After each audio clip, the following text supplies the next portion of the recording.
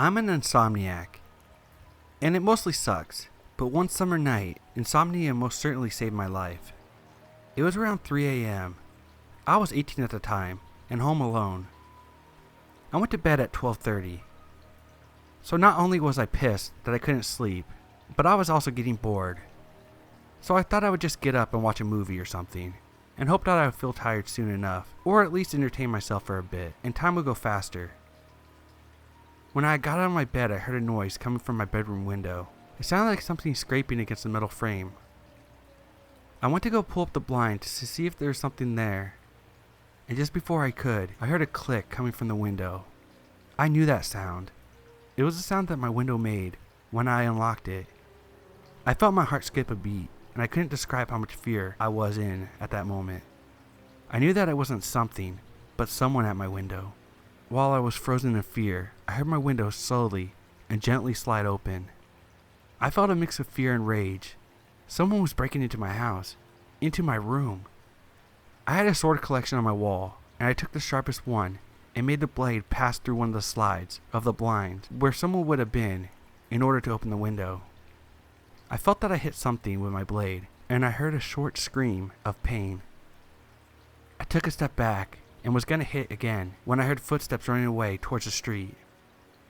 My sword still in hand, I pull up the blinds, and there was no one there now. I closed my window and blocked it off so it couldn't be opened again. With the adrenaline still rushing, I took my phone and called the police, while keeping one eye on my window and another on the tip of my sword, where I could see blood.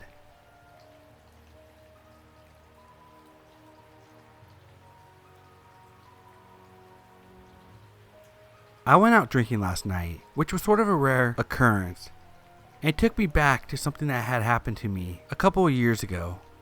My roommate and friend at the time loved to go out and drink, but she had a bad habit of not eating anything before drinking, and she preferred drinks that were on the strong side, like Long Island iced teas, shots of whiskey, etc. One night we left the bar, and she told me that she felt like she was going to throw up. We walked a little ways from the main downtown area. She sat down on the sidewalk and leaned back. At that point I was ready to go home, and I called a mutual friend so they could pick us up. While we were waiting, my friend was on the verge of passing out. A guy riding his bike came up to us. He says, "She doesn't look so good. I'll grab my car and take her home." And I said, "No, it's fine. We have a friend coming to pick us up." He proceeded to say, "I live just down the road. I'll just bike to my house and get my car, and I'll be right back." Mind you, we had both never met this man before. After I told him we had a ride, I didn't understand why he kept insisting. I told him again, "No, we're fine. Someone was on their way. And I'm going to get her some water from the gas station and she'll be fine." He grew impatient and kept saying something along the lines of, "I'm a good guy. I'll just be right back. I can take her to my house for some water." I said no again, and he didn't seem to like that. He kept insisting that he was a good person, and he would take care of her, and he would take her to his house and get her some water, and all of that, despite the fact that we already had someone on their way. My friend was being very nice to him, but wasn't really paying attention. I have a feeling that she would have gone with him if I hadn't been there. I got really strange vibes from this guy. Even though it seemed like a nice gesture, something felt off. He just wouldn't let it go, and continued to try to change my mind, and I got incredibly annoyed by it, and sternly raised my voice. I said, "We're fine, please leave." And then he waited there for a moment, and stares at us, not wanting to leave. He eventually hops on his bike, and quickly rides away. A few minutes later, my friend arrives.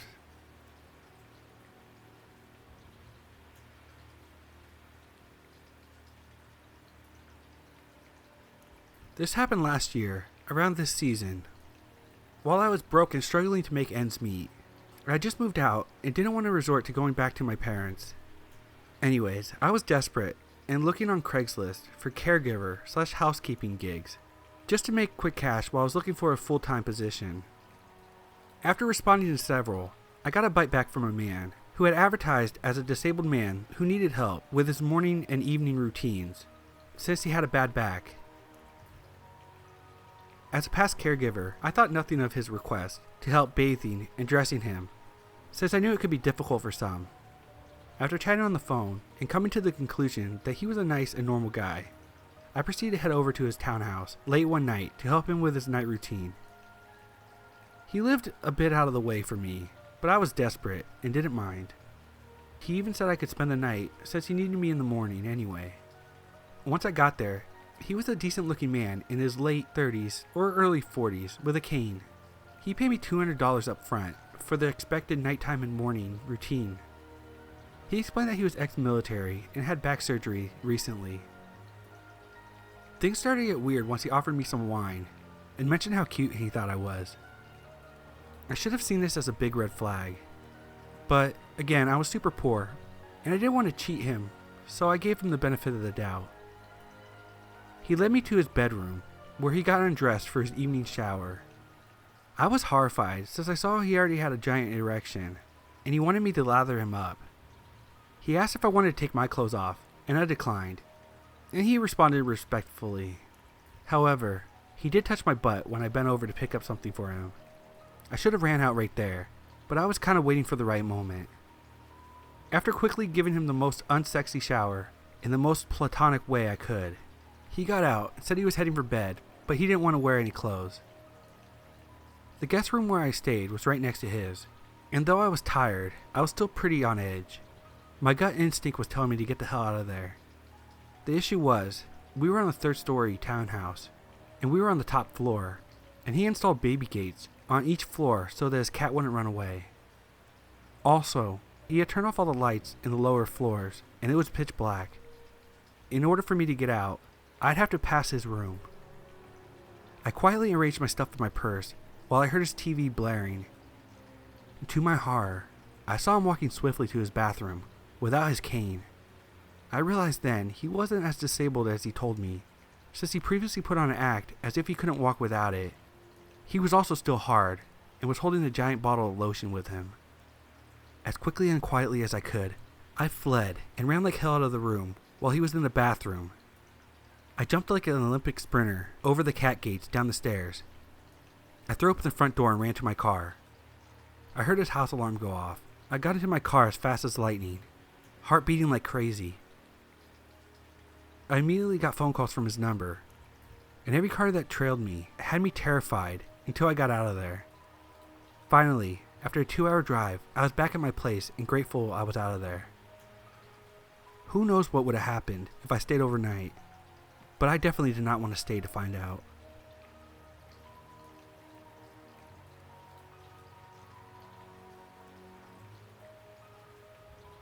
This happened in early 2017. I was a 23-year-old girl and had just finished college.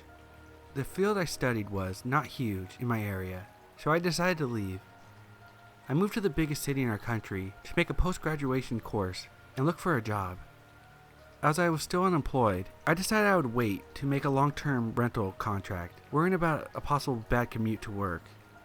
In the first couple of months, I was switching from Airbnbs and hostels all the time. I was already tired of this. I decided this would be my last move, and then, with or without a job, I would settle. I was running out of money and decided to stay in a dorm in a hostel next to where I was taking classes. Sharing a bedroom is not a problem to me during a trip, but when you're living somewhere, trying to create a routine, sharing a bathroom with some complete strangers just sucks. I would share the dorm with 3 guys, but it's not with any of them that my bad encounter occurs. They were nice, apart from one of them snoring so bad at night. No biggie. In another dorm, although, was the creepiest person I've ever seen. He was in his mid-30s, and he was not traveling. He was native from the city where we were in, and was using the hostel as a new house since his parents kicked him out of theirs. He introduced himself and tried to be nice and flirty with me. I was polite initially, but declined his advances. He wouldn't stop. He started following me all day long in the hostel. Anywhere I went, he would show up in less than 5 minutes. On the second day there, I left the hostel to a job interview, and by the time I arrived back to the hostel, late at night, he was seated alone on the front stairs, waiting for me. He told me this like it was the most natural thing on earth. He would buy me snacks, ask me out, try to get information about my personal life. All these things when I already made it clear of my lack of interest in this friendship. All this happened in 3 days. I was exhausted of his presence, but what I didn't know is that it could have went worse. As soon as one of the guys that was sharing the dorm with me left, he asked the hostel staff to switch dorms so he could stay in the same one as me. Obviously, he didn't tell me this, so imagine how surprised and disgusted I was when I saw him coming into the dorm with all his belongings. I was so scared of his presence that I slept wearing jeans to avoid any sort of advantage that he could take while I was sleeping. The very next morning I decided to leave. The situation had got worse, and I couldn't handle it anymore. While I was packing, the guy showed up, noticed what I was doing, and started to cry, asking me not to leave him. Then, to make things even more creepy and disgusting, he told me that he would miss seeing my face while I was sleeping, and thank God that he had taken photos. I was trying my best to stay calm, but I lost it when he told me he had taken pictures of me while I was sleeping. I took his phone out of his hand and asked him to see the pictures and deleted all of them. There were a bunch of photos of me sleeping in the night before. I left the hostel, and I really regret not reporting him to the staff. Crazy lonely dude in the hostel, please, let's never meet again.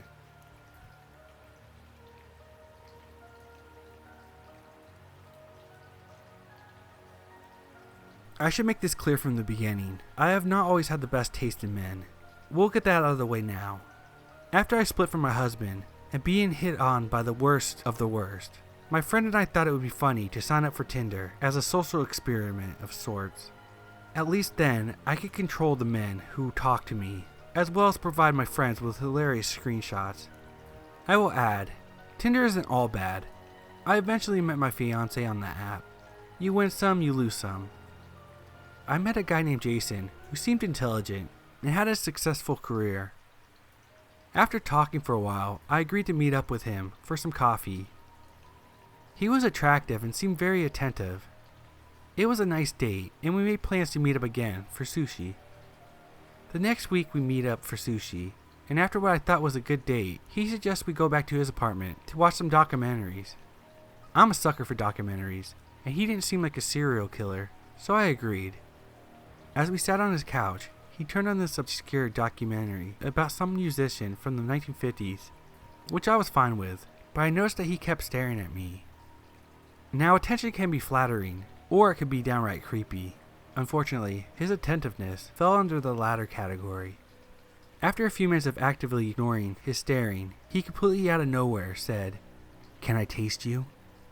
I've always been a fan of serial killer documentaries, and I'm pretty sure this may have been one of Dahmer's pickup lines. So I politely declined and noped the hell out of there.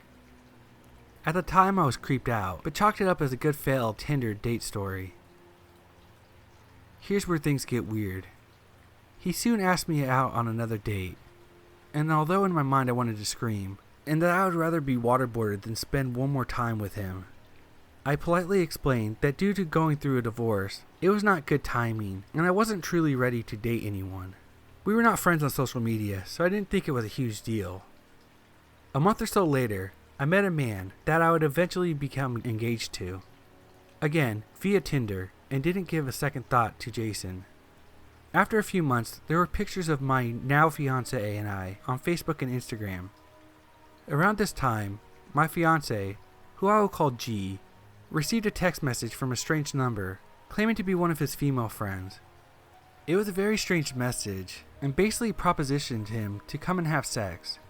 He knew it was very out of character of one of his friends, as she knew that he was dating someone, so he immediately messaged his friend, and asked her if she had sent that message. She of course had nothing to do with it, and he didn't think much of it. I own my own house, so after about 6 months, G moved in with me. His friend fell upon hard times, and we welcomed her into our house to stay, until she was able to find an apartment. She began receiving messages on Instagram calling her an ugly troll, a slut, and making various and other disparaging remarks. Around this time, we had noticed that a white car had been sitting outside our house periodically. I live in a very rural area, and there's no parking on the street. About twice a week, we would see this white vehicle. At first we thought it may be my ex-husband or someone that he knew. Again, we didn't have a good split. Maybe a month later, G received a message on Instagram telling him that he would never be good enough for me, that he was a terrible boyfriend, and that if he hurt me, that this person would hurt him. He texted me from work asking if I received any strange messages and let me know that something kind of weird just happened. I let him know that I had not and asked him what was going on. He sent me screenshots of the messages and I noticed that the person who had sent him was also following me on Instagram. I looked at the profile and the only people he had followed were men who commented on my photos or females who followed G. Once I knew about the messages received from both G and his friends, I started to panic about the white car that would watch over our house. We literally live across the street from a cornfield. There is never any reason for someone sitting outside our house who we didn't know. After this came to light, I couldn't think of who might have created these fake profiles to bully people who I was involved with. But I saw even the fake name was Jason. When he explained the strange text message to his friend, the message she had received, I was struggling to figure out who may be doing this.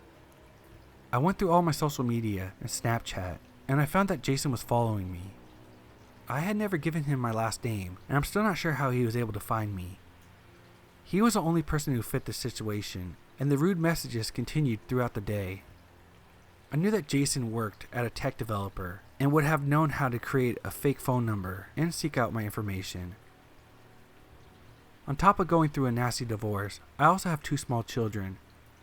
G finally sent a message to Jason, conveying that the police would not be happy with someone harassing a woman with 2 small children, and then all the messages and communication finally stopped.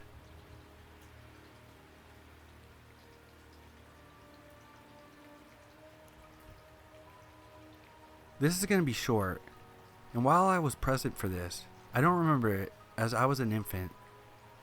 My grandmother on my dad's side, I use that term loosely, as I haven't seen her since this took place, and she was a massive con artist. When my dad was a kid, she always had some kind of scam running. She actually bet one of her sons in a card game and lost him. I have blonde hair and blue eyes. I only had peach fuzz at birth, but I was clearly blonde. When this woman saw me, her first words were, "A blue-eyed blonde. She'd be worth a lot in Mexico." My mom was shocked, to say the least. The woman played it off as if it was a joke, but my mom kept a close eye on her. When I was 2 months old, she offered to take my mom on vacation to Mexico, but only if she brought me. My mom turned her down and cut her out of our lives. My dad disappeared forever when I was 1, so it wasn't hard for her to keep away. So Grandma, let's never meet again.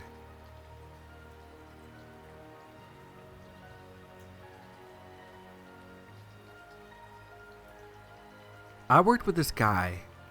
We had a work outing which included drinks.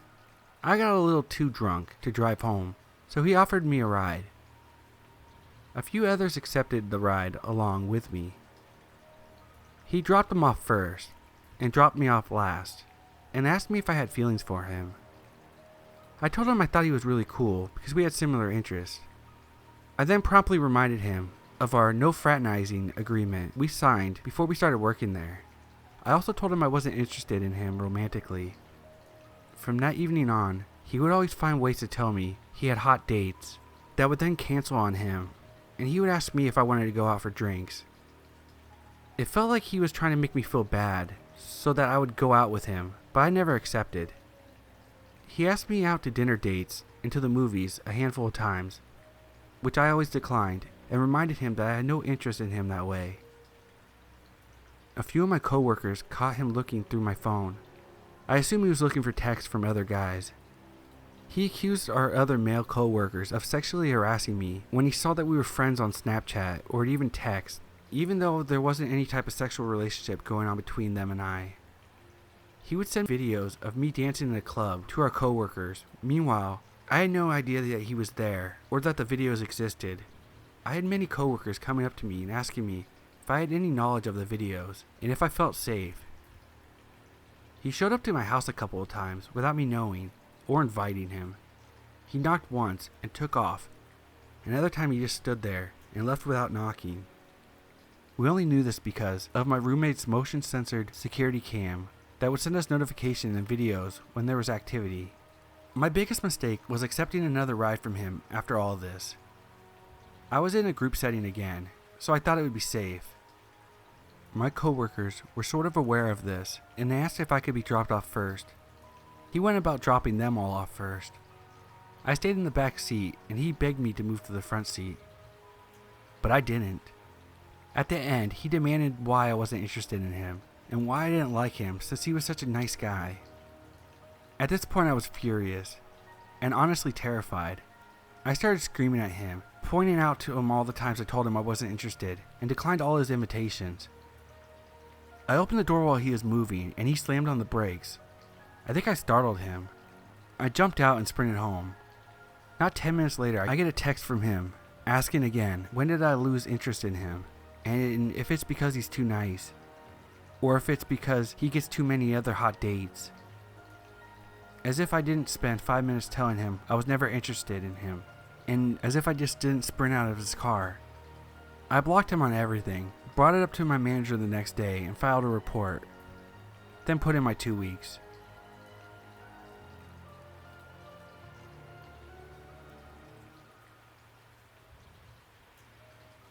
Not sure if this belongs here, but years ago when I was 13, I made a post on Craigslist advertising babysitting services as a way to make some money.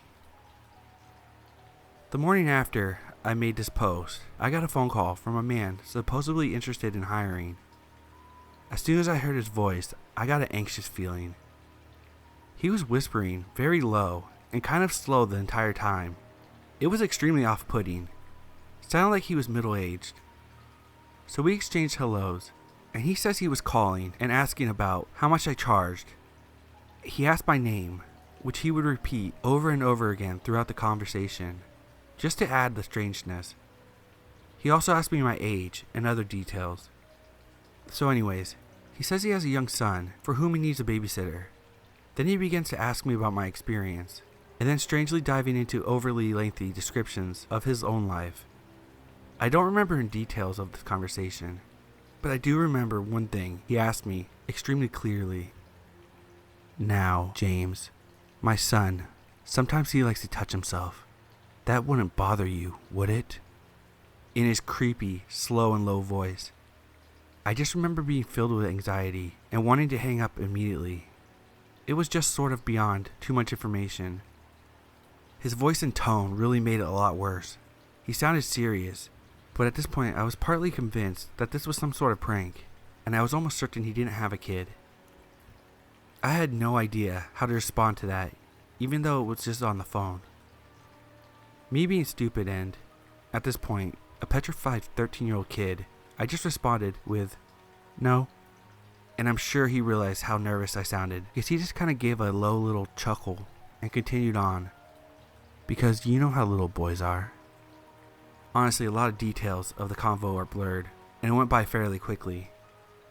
I just remember nodding and yesing my way through the conversation till the end, when he asked me my availability and said he would give me a call back.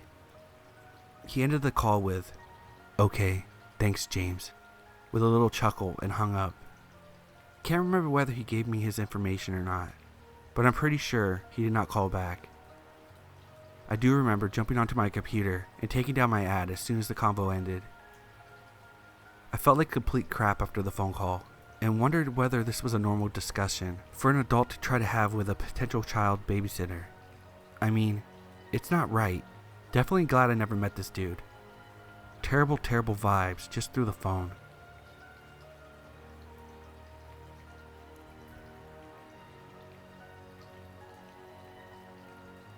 This happened 7 years ago. I'm 20 years old now. My parents were away from home for a family emergency. I'm the only child, and whenever my parents left and I stayed home alone, I usually didn't get scared. This was the third night by myself. I was playing video games and eating junk food, and then I hear a knock on the door. I was wondering who it could be knocking on someone's door at a later time like this. I could see a man peeping through the small glass windows surrounding the door. I could hear him yelling. He was saying, "I'm really hurt, please let me come in." I said what's wrong, and he said he broke his foot. This seemed kind of weird to me. I asked him how he broke his foot, and he told me he was walking around the neighborhood and tripped over his foot and landed in an odd way. He was begging me and screaming, telling me that if he got really hurt, he's going to sue me for not helping him. I said I would call him an ambulance and for him to wait outside. After I said that, he said if you don't let me in, I'll slit your throat and cut your body in half. As soon as he said that, I grabbed my dad's shotgun that he keeps on the highest shelf of the kitchen, and I grabbed the phone to call the police. I told the man that the police are on his way. He then told me that they won't make it in time. He was trying to bust open my dining room window. By the way he was hitting it, it looked like it was about to break. I quickly ran upstairs into my room and decided to hide under my bed. I called the cops, and the operator told me that they would be there in a couple minutes. As soon as the operator said that, I heard the window break. He must have found a large rock in my front yard. I could hear him checking all the rooms downstairs. Then, I heard him coming up the stairs. He checked my parents' bedroom and then the closet. Then I heard him trying to open my door. I grabbed the shotgun tightly in my hand and waited for him to break down my door. He was now kicking it as hard as he could. It just took a couple of hits for him to knock it down. I could see his feet as he tried to open the closet door in my room, which I locked purposely to confuse him. I heard him say, "I know you're in there." I was wondering if I should shoot his leg or try to sneak past him and run out. I wouldn't be able to sneak out without making some noise. At that moment, I had forgot that I was under my bed and went up and hit my head, making a very loud noise. The man quickly turned around. He said, "Oh, trying to be a smartass, huh?" Then I heard sirens as soon as he said that. Oh shit, you got lucky this time, but you won't the next. He tried to run quickly out of my room, but I grabbed his foot, making him fall hard to the ground. I was holding it with all my might as I heard the police rushing upstairs, and they got a hold of the man. I came out with a shotgun, and the police were pointing their guns at me now. I quickly explained everything, and the police understood. Apparently, they found the man's van parked in front of my house. He had many sharp knives, duct tape, a camera, and a rope. I couldn't have imagined what he would have done to me if I hadn't locked the closet door. The police called my parents and told them what happened. They came home 3 days earlier, and my mom hugged me very tightly, and so did my dad. My mom told me that they had sentenced the man to 15 years without a chance of getting parole. We moved from the house a month later, and I've had a lot of nightmares about it. It took me a long time to get back to normal. I never stayed a night alone until I moved out of my parents' house, and I have 3 guns in my house just to be extra safe if anything like this ever happens again.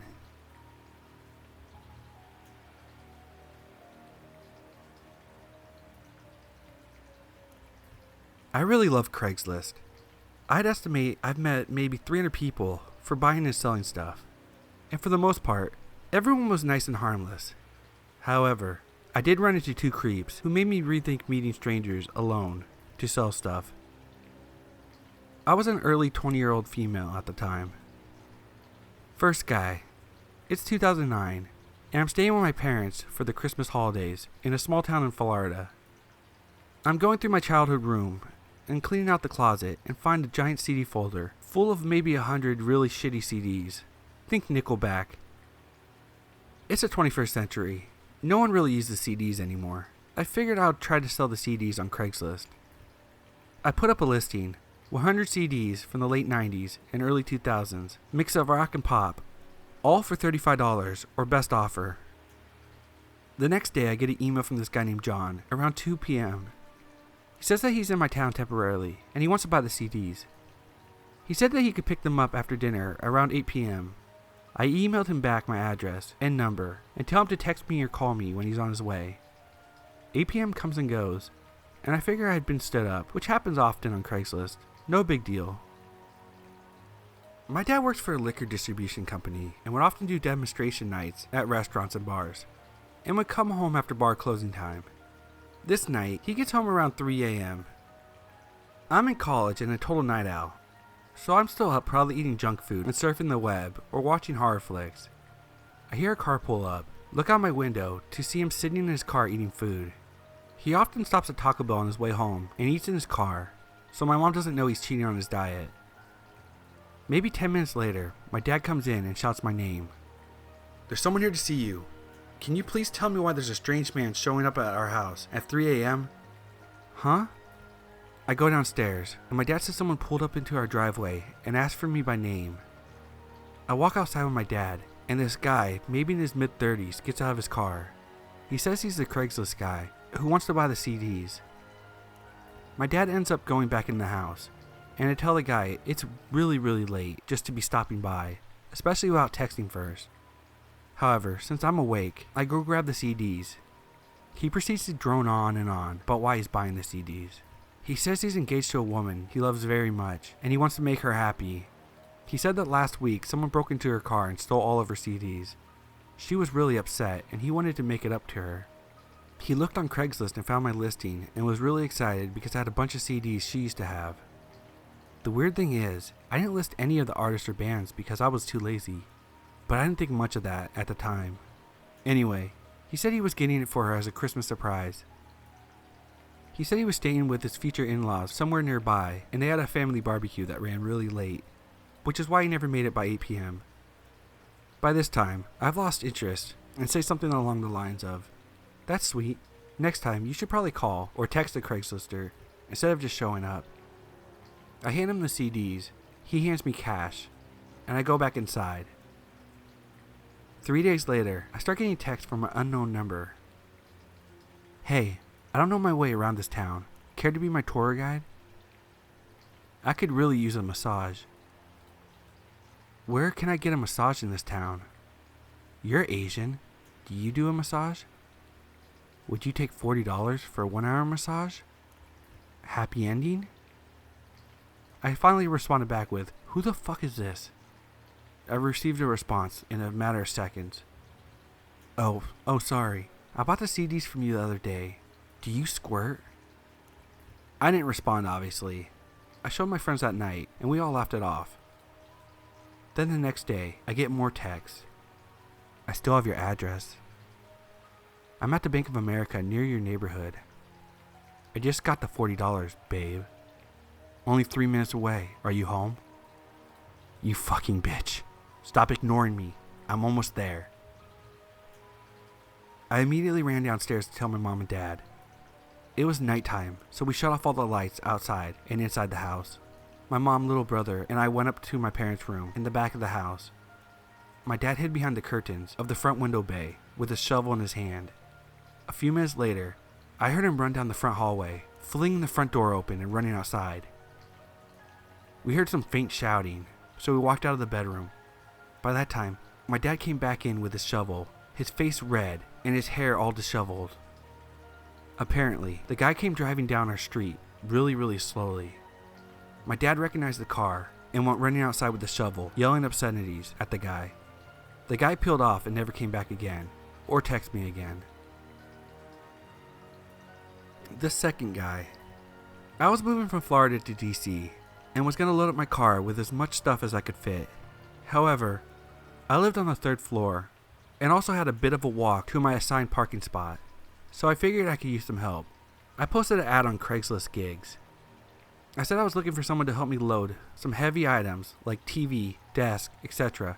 into my car. Less than an hour's worth of work, and I would pay $45 or whatever. I gave the very first responder my number and address, and he shows up. He's probably 5'8" and about 350 pounds of pure fat. The sweat and smell coming off this guy in the Florida heat was pretty nauseating, but I didn't care as long as he did the job right. While he was carting heavy stuff, I was loading lighter things. Whenever I would go upstairs and grab another load, he would hurry right behind me so he could walk up the stairs behind me. I had the door propped open, so he didn't have to worry about needing me to unlock it for him to go in or anything like that. When he'd follow me up the stairs, he made a weird grunting noise like, but I assume it was just because he was out of shape. Eventually, everything was loaded properly and safe, except for some sweat smears on my stuff. I pay him, and he drives off. I go back into my place and finish loading and cleaning. About 45 minutes later, I go to put another load in the car and see that his truck is back, parked across the street from mine. He's sitting in the driver's seat, looking at me. When he sees me notice him, he looks away. I walk over to his window and knock. He rolls it down, and I ask him if he needs help or if he was lost. I was really confused as to why he came back, and I knew he didn't live anywhere near me. He didn't say anything. He just rolled his window back up and drove off. Okay, whatever. Of course, 5 minutes later, my phone starts blowing up. I didn't recognize the number, so I didn't answer the calls. Then the texts start rolling in. I bet you taste salty and sweet. Who is this? Your pussy. What are you up to tonight? I can come back over. I get a sinking feeling that it's the Craigslist guy. He never called me about the job, so I never got his number, so I really didn't know who the number was. I like your pink panties. Then I realized he was looking at my dress when I was walking up the stairs. I immediately felt like a total idiot for wearing a dress that day. He then starts dialing my number over and over again. I didn't know how to block a number through Sprint, so I just turned my phone off. Later, I was with my friend grabbing a bite to eat and turned my phone back on. I got another text from the guy about how he wanted to toss me around like a rag doll and tie me up and make me beg for it. I show the text to my friend and tell him the whole story. The Craigslist creep then proceeds to blow up my phone again. So my friend answers, and he says he's going to cut his dick off and feed it to his dog if he ever contacts me again. I moved the next day, so I never had to worry about him randomly showing up in his truck again. Since then, I bought and sold stuff on Craigslist, but I always make sure to meet people in a public place.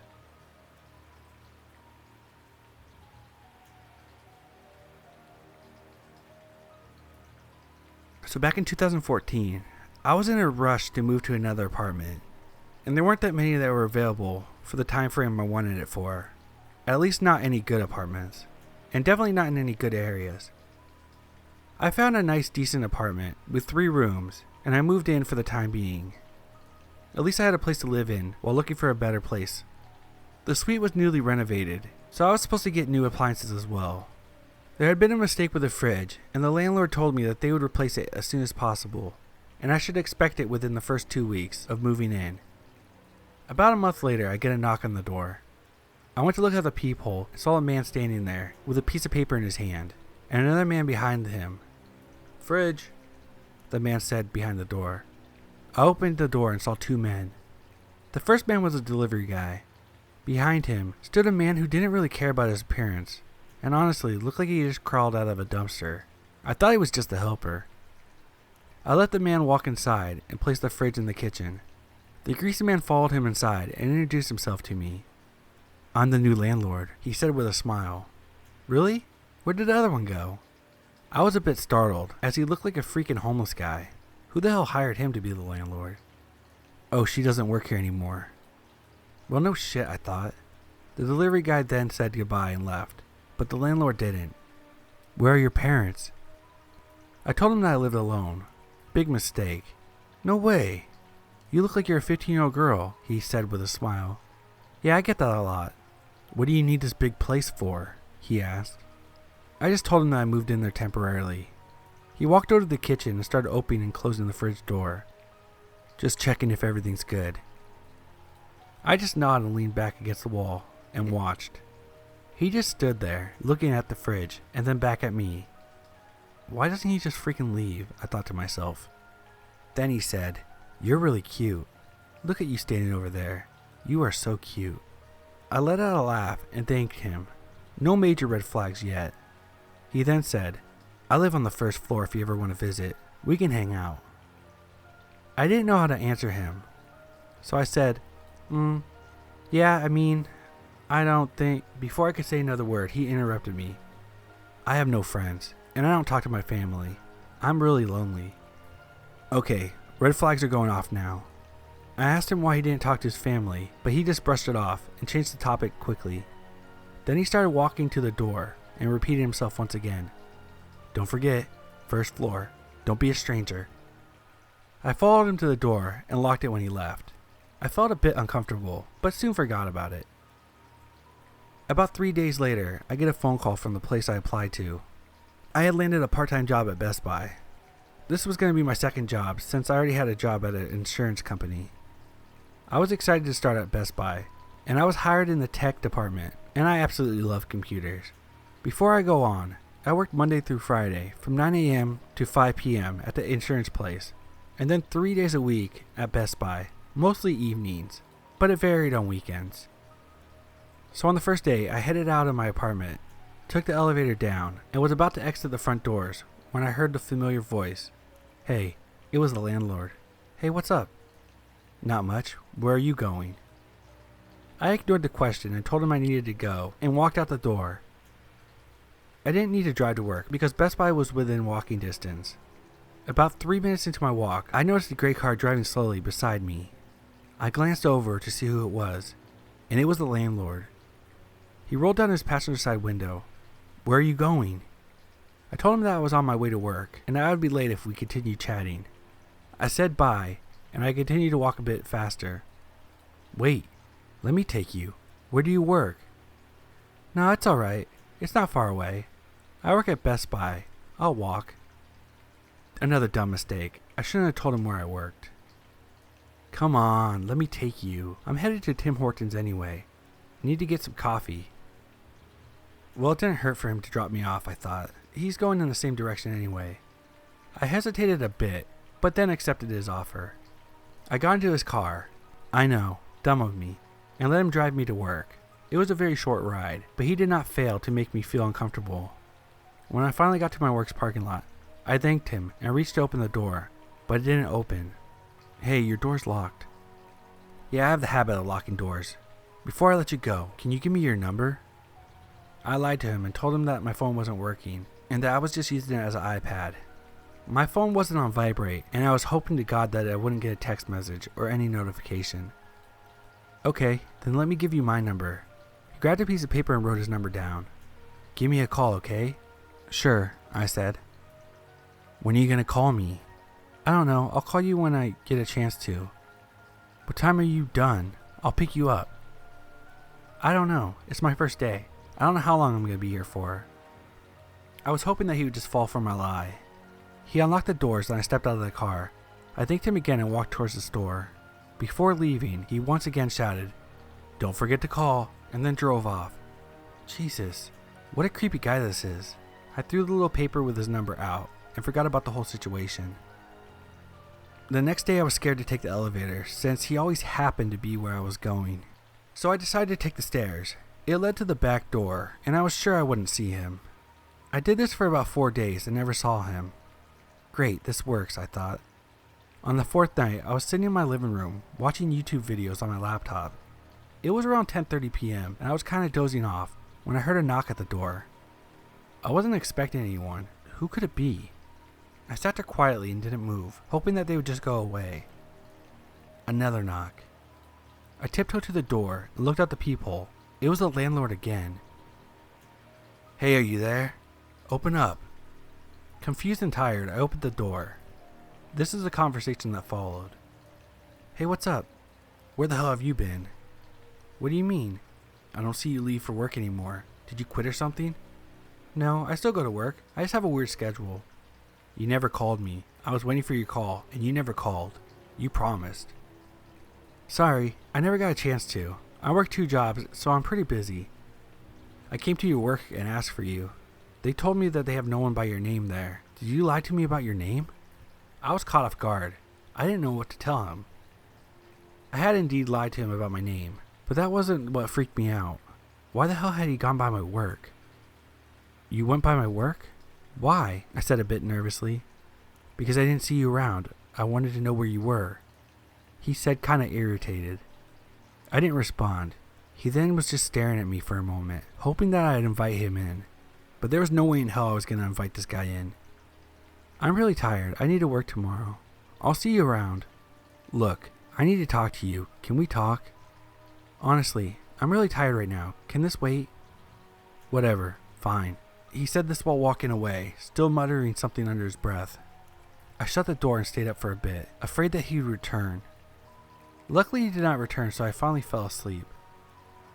So the next day came. I got ready for work again and decided to take the elevator. The elevator door opened, and guess who was there? Yep, it was him. He asked me if I needed a ride to work, and I responded with a no. Are you sure? I told him once again that I didn't need a ride, and I got out of the elevator and went to work. This went on for months. By this time, I had already mentioned him to my manager and coworkers. They told me if I didn't show up one day, that they would call the police. Sometimes he would see me walk out the main door, and he would drop everything he was doing to come after me, asking me if I needed a ride. Other times he would ask me to hang out, and if he could take me on a date. Knocking on my door in the middle of the night was a pretty common thing. One time, he was in the middle of a conversation with another tenant. The tenant was complaining about something that had broken in his suite, and that he needed him to fix it. The landlord told the tenant that he should go to his apartment, and he would go grab his tools and follow quickly after. The tenant left, but he never went to go get his tools. Instead, he followed me outside and offered me a ride to work again. I told him no, and that he needed to do his job and to help the tenant. He said he didn't give a shit about the tenant, and all that he wanted to do was be around me. This creeped me out, of course. I would also see him at work sometimes. My manager had given me permission to go to the back room and just get out of sight whenever he would come in and look for me, which he had done several times while I was at work. I caught him walking around once, scanning the entire store to see if he could spot me, but he didn't, so he just left. He also mentioned to me once that sometimes he wanted to kidnap me, and he told me he just wanted to take me away and keep me to himself. I remember when he said it, he looked like he was hesitating, as if he was going to act on it right away. I found it a bit alarming, but I wasn't too scared. I don't know why. I guess I didn't realize how much danger I was in at the time, but I did play it cool, in case he was really going to try something. He would often say creepy things to me whenever he got a chance to talk to me. However, I don't remember all of it. It's a bit fuzzy to me. Now you might ask why I hadn't called the cops. Well, the police wouldn't have done anything since he had not caused me physical harm, so there was no point of calling them. Also, I had no proof that these things were happening, or of the things that he said to me, other than showing up to my work a few times. He would come to my work often to look for me if he didn't see me leave for work, or if he hadn't seen me in a few days. Or he would bang on my door in the middle of the night, asking me to open the door. I of course would ignore it. He had no way of reaching me anymore, and it was now clear to him that I was avoiding him. A couple weeks passed, and I was awoken by the sound of the fire alarm going off. Oh shit, that's right, there's supposed to be another fire drill today. It was my day off. I quickly went to see if I still had the note, to see when they were going to enter my apartment. Maybe I still had time to get ready and leave the apartment, since the landlord usually comes in with the person who checks the alarm. But I couldn't find the note. I got ready as fast as I could, and I was halfway done when there was a knock on my door. Crap, I thought. I opened the door, and there was the guy for the alarm and the landlord. They both walked in. The landlord didn't say a word to me. The guy checked the alarm and said it was good, and then they both left. I felt relieved. That went well, right? Wrong. Not even a minute passes, and I hear another knock on my door. Hey, it's me. Can you open for a second? I ignored it. Then the knocks got louder. Hey man, I know you're in there. Stop playing with me. I need to tell you something. Come on, open up. This continued for 2 minutes. When it was finally silent again, I had enough of this fucking guy. I had to do something about this. That night I was supposed to go to my friend's house to hang out with her, and also to return her laptop.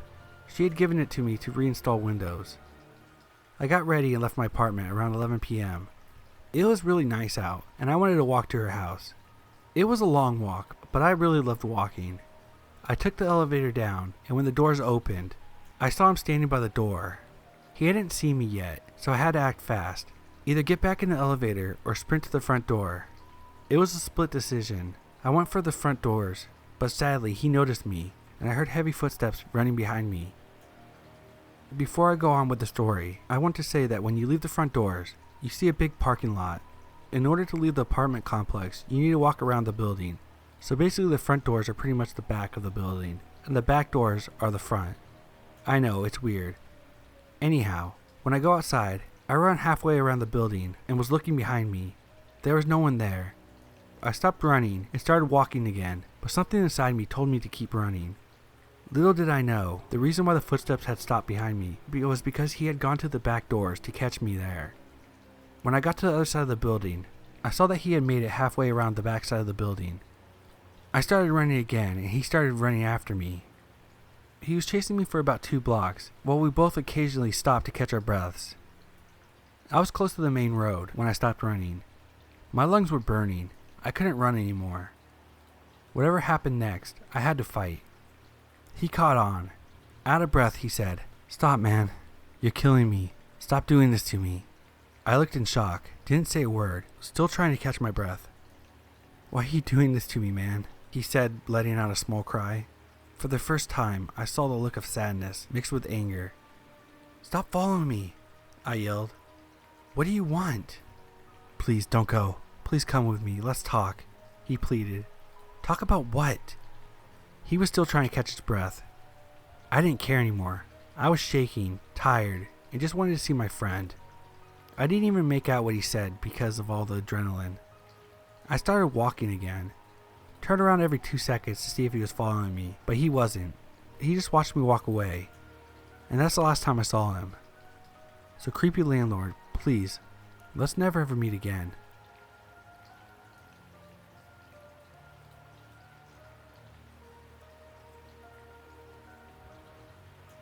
When I was 15, Ray William Johnson was the most subscribed to channel on YouTube. I feel it's necessary to say now that he was not the YouTuber this story is about, but I feel this is important to include for context. Doing some research for this post, he was the first YouTube channel to ever reach 5 million subscribers, so he was very popular at the time. In his show, he reviewed viral videos as a teenager. It was one of my favorite things to watch. Every week, he would pick one subscriber video to provide the comment question of the week, to which his subscribers would provide responses in the comment section. A friend and I thought we had a great question to ask, featuring her new baby iguana, and sent it in every week after filming it. By the 4th or 5th week, our video was selected and aired on that week's show. In hindsight, there definitely wasn't much more traffic coming into my account, but at the time, it really felt like it. I had 30 some messages in my message box at the time, and quite a few comments on the original video. I can confidently say, "Let's not meet" to anyone in that comment section, garnering such classy comments as, "I'd tap both of you at the same time. I would do you both, and the iguana can watch. I would totally do the girl on the left." And of course the classic, "I love you." My friend at the time was 13 years old, and my message box did not look much different. Now, as a teenager with low self-esteem, I was pleased with a lot of this new attention. I was actually taking time to respond to a lot of the messages, ignoring the disturbing ones, thanking people for congratulating me on getting picked, and occasionally starting a conversation with some internet strangers. One of the most common questions I got asked after the video was, "How old are you?" And of course I offered up the information because why wouldn't I? One specific person sticks out because he continued talking to me consistently. Every day I would have a message from him, and I would respond. He was just chatting, just being nice, I thought. He had a YouTube account, small, but had a couple thousand subscribers. Having had 11 myself, all of which being my friends, I thought it was cool that his channel was successful. He asked me how old I was. I told him 15. He told me he was 21. It was initially quite tame conversation, but after a few weeks, he asked me for my phone number. I was naive and gave it to him because he was nice and he didn't live anywhere near me. From what he told me, he lived several states away. Then he texted me all the time. He tried calling me. Around this time is where I started getting creeped out. He began talking about wanting to meet me. Now, at this point I had seen To Catch a Predator in school, and I started getting somewhat suspicious. I never gave him any more information other than the state I lived in and my first name. That seemed innocent enough, but he started getting flirty and creepy and generally uncomfortable to talk to.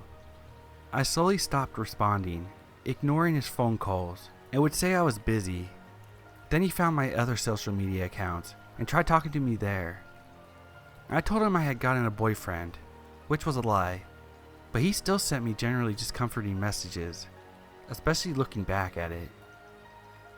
This guy made me so uncomfortable that even thinking about it now, or seeing his username, makes me feel nauseated and tense.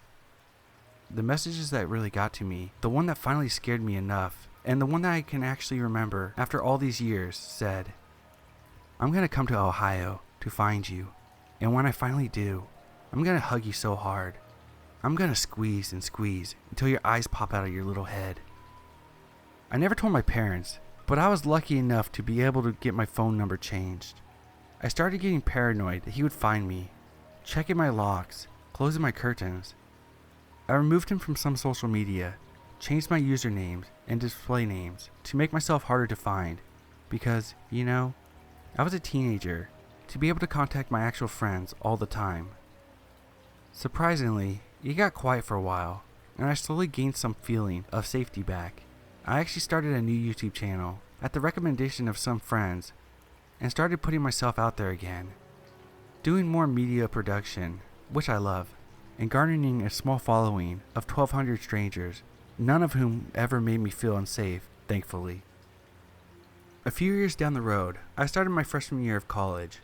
I had just turned 18, and wouldn't you know, he found me again, found me on all social medias, sent me messages again, posted some comments on my old YouTube channel.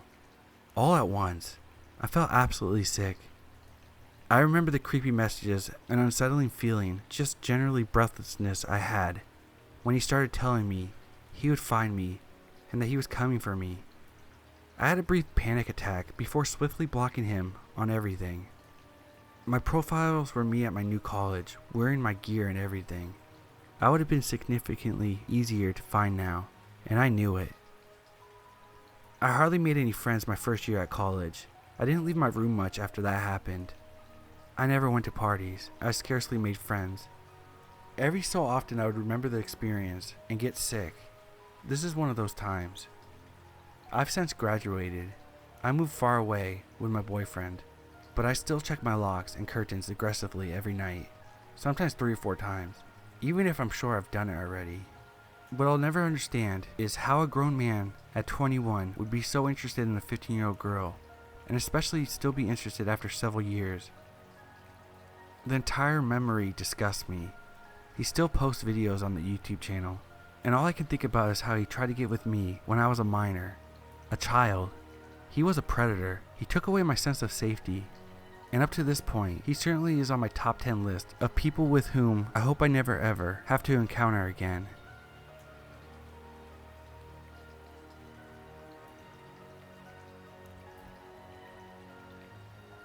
One evening, when I was a junior in high school, my mom and dad went out, leaving me home alone.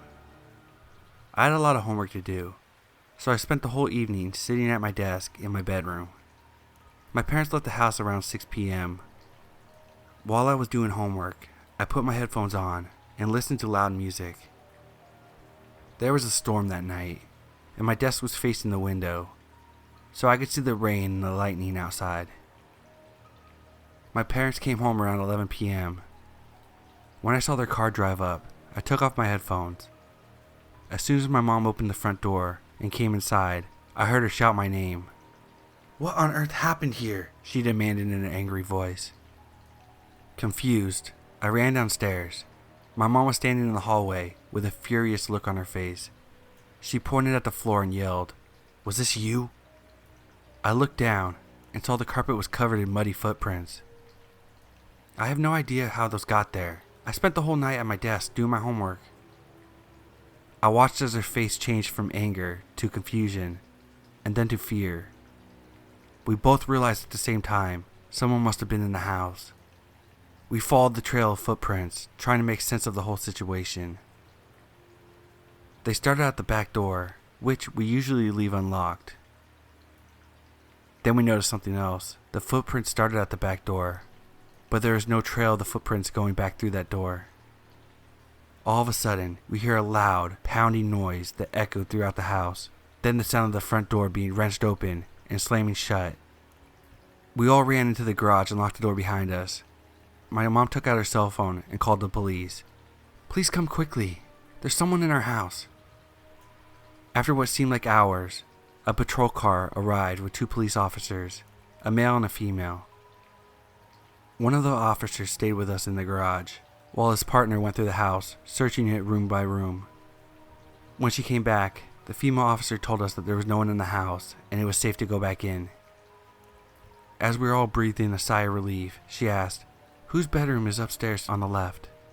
My parents looked at me. "It's mine," I told the officer. She asked me to follow her.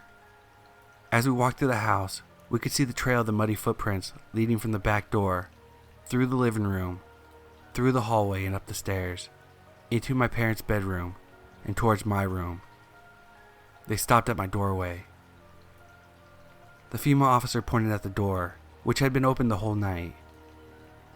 Scrawled on it in blue marker was the following: 8:47, I see you.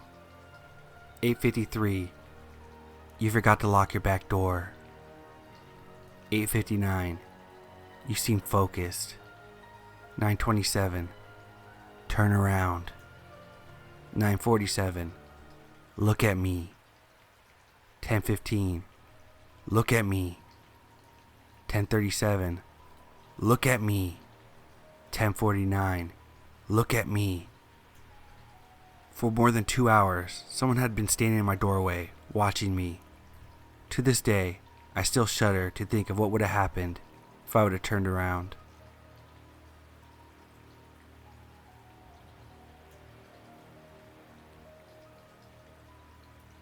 About 2 years ago, I worked at a movie store inside a mall. I've had tons of strange experiences with customers, but this one definitely tops them off. I was 20 at the time. This guy was over 6 feet, late 40s, very hefty, and always had this weird zombified expression on his face. He came in about once a week. One of my coworkers had even warned me about him, how he was a little off, but I still treated him with as much respect as I did with everyone else. One day he came in and talked for a bit, but it got a little awkward, and I kept trying to end the conversation and look busy by tagging items behind the counter. He stood there in silence, watching me for about 20 minutes, and then he finally left. A few days later, he came back in, and he walks up to me, holding a large container. He says, "I made 4 pounds of enchiladas at home today, just for you. I remembered that you liked Mexican food." I don't remember telling him that I liked it, but I do know that I went to a Mexican restaurant across the way every lunch break. I politely accepted it and put it in the back office. I was convinced he used his jizz for it. A few days later, he came back in and had a drawing for me of a dragon. Now, I love dragons, but I never told him that. The drawing looked like it took hours to make, and at this point, I was a little freaked out. I had him leave it on the counter so I could just throw it away later. Later on, I was given about a week vacation. During this week, I had cut my hair about 12 inches. The day I came back in, I had a shift with my manager. I told her all about the guy, and immediately she was weirded out for me. A few minutes later, I see a dude walking around the mall. He was going towards the exit and didn't even notice me. My manager tells me to go in the back office. I go and wait there until she comes in to get me, and when she does, she tells me that I need to make a report to mall security immediately. Apparently when I ran back there, he turned around to come in and walked all throughout the store. When she asked him if he needed any help with something, he said, "I can't believe she cut her hair," and briskly walked out. I go to the mall security office to make a report, and we went through all these videos from the cameras of when this guy would come to visit me. But there was one video that really stood out. It sends chills throughout my body just thinking about it. The video shows him pull up into the parking lot of the mall, and about 3 minutes later I arrive. This was really early in the morning, and no customers were there yet, but there were cars in the lot. I didn't notice him at all. It shows me walking towards the entrance, and him following me. Right as I open the entrance door, the man starts sprinting towards me. I walked in just in time. It shows him stop and stand right in front of the door, watching me through the glass as I walk farther away. He begins to normally walk inside the mall. I never noticed him behind me. That's the part that really messed me up. It was like watching the last footage before a kidnapping or murder on Dateline or something. The video gave security every reason to ban him from the mall, and they did. They told me later when they did a background check, he had 4 counts of having child pornography and was on probation.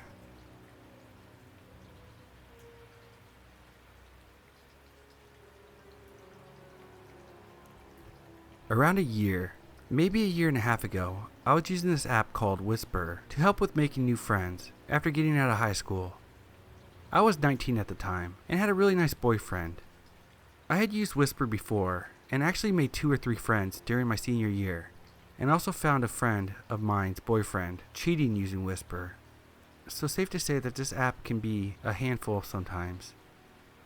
I put out a Whisper asking for someone to talk to, and of course I got tons of replies, but I couldn't reply to all of them. But I messaged some of the interesting ones back. This guy named Jack started messaging me, and he seemed really nice. He said he was 23 and actually lived 8 minutes from my house. If you have used Whisper, you know that you can search by area, or go into a general section to see thousands of whispers being uploaded that you could reply to. You could also send photos instantly after 4 messages for some reason. As soon as he messaged me 4 times, he sent me a selfie, and I was surprised but didn't really respond to it. Jack was telling me that he was working for a towing company in a neighboring town, how he would have to go use the interstate to go places. At the time, I didn't have a job because my mother was sick, so I would use my laptop out in the kitchen at the table to watch streams and play some games in case she needed me at some point. I remember watching my friends stream, talking to my friends, and generally having a good time until I got a text from Jack. Now, I never gave him my address, never really explained where I lived, but he texted me saying, "Hey, look out your window." I thought maybe something happened on the interstate, but then I remembered I never told him how close it was to me. I see a tow truck right outside my house where the car broke down or something. My blood ran cold. He was at the truck waving. I started shaking. Due to having bad anxiety, I ended up having an anxiety attack. "How do you know where I lived?" I replied asking what he meant, and he said, "Well, you're home, aren't you?" I didn't respond, went back to the stream and started typing to my friends, freaking out to them. I didn't want to call the cops because my cousin is one, and so is one of my friends. As soon as anything was heard about it, I thought I'd be in deep shit for it, so I just ignored him. Then, he sent me a dick pic on the app.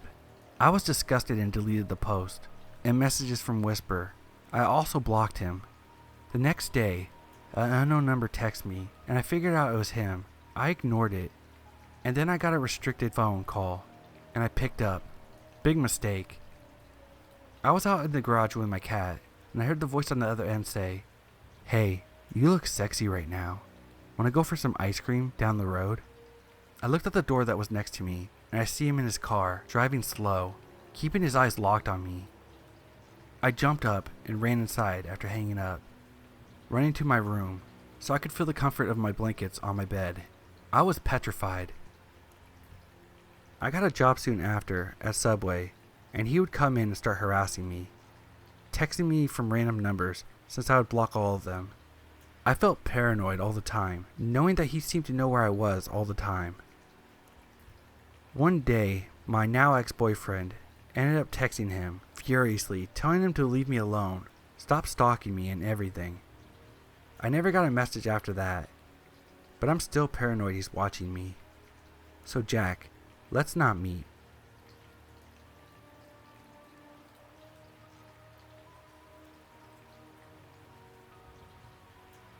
I live in a fairly rural town in northeast of England. It is surrounded by countryside and smaller villages. Because of this, there is very little serious crime. The worst thing that had happened that I can remember was a stabbing around 8 years ago. And in more recent years, a friend of mine got the crap kicked out of him because he was drunk and 2 teenagers were looking for a punching bag. He came out with a bunch of bruises, but otherwise was fine. This is just to give you a sense of the place I live so you can understand the situation a little better. I live right next to a bad part of town, the part where the majority of crimes happened. There was even one bloke that dumped a half a rabbit on a doorstep of a corner shop as a prank. So it's a pretty rough area. Anyway, The downside of living next to this area is that you hear a lot of noises during the night. Having lived in the city for 3 years while going to university, I got used to the constant noise, the sirens, the traffic, so when I finally got home to the comparatively quiet town, it took me a long time to readjust, which meant I would hear a lot of strange things, and on occasion saw things far stranger. So with my difficulty falling asleep for the first few nights, I'd lay in bed, hopelessly trying to sleep. I should explain that there are 4 typical noises that I hear in my town. The clock bell ringing every quarter hour, teenagers thinking that they are cool, blasting music past their bedtime on their way home, teenagers in general being loud, and drunks. While failing to get to sleep, I hear voices. I take a look out the window and watch these people walk past. Pretty standard. Next, a drunk shouting about how he's gonna clock someone's head in. And then finally, just before I went to sleep, a random guy walking home alone, presumably after having a couple drinks himself. A few more days go by with more noises, but then I heard a scream. It sounded like it was coming from a little girl. She sounded upset, like her mom scolded her for something. I then heard shouting and the screaming continued. Then both trailed off and then stopped. I suspected that it was just a really tired child whose irresponsible parents had kept them out too long. It wouldn't be the first time I heard something like this while being there, so I continued on, night after night, trying to sleep. Nothing interesting truly starts until about a week later. I was playing Sims 4 at about 1:30 a.m. and I hear a guttural scream, but I can't figure out where it's coming from. The sound was either reverberating too bad, or it was at the road adjacent, behind the houses in front of my own. Either way, I lost interest in the screaming, and it stopped after a couple seconds, and I still couldn't figure out where it was coming from. 2 nights pass. Once again, I'm playing Sims 4, and I hear the screaming. This time much closer. Close enough that I should be able to see it if it weren't nighttime. We don't have a lot of streetlights on our street, maybe 1 or 2. There's a good 20 meters or so between streetlights where it's pitch black darkness. I'm looking and trying to see things the best I could, but it was no good. Which brings me to today. I was climbing into bed and I hear a bike ride past. I take a quick look out of my window and I didn't see any signs of a bike anywhere. But while staring out the window, I see a man step out from the darkness in the middle of the road. He looks like he's just walking down the road, and I don't think there's an issue, until he steps right in front of my house. I quickly turn off my lamp and hide out of sight. The street lamp I mentioned earlier is directly opposite of my house, so the light shines directly into my room. So watching from the darkness isn't an option for me, but it heavily silhouettes anyone not facing it.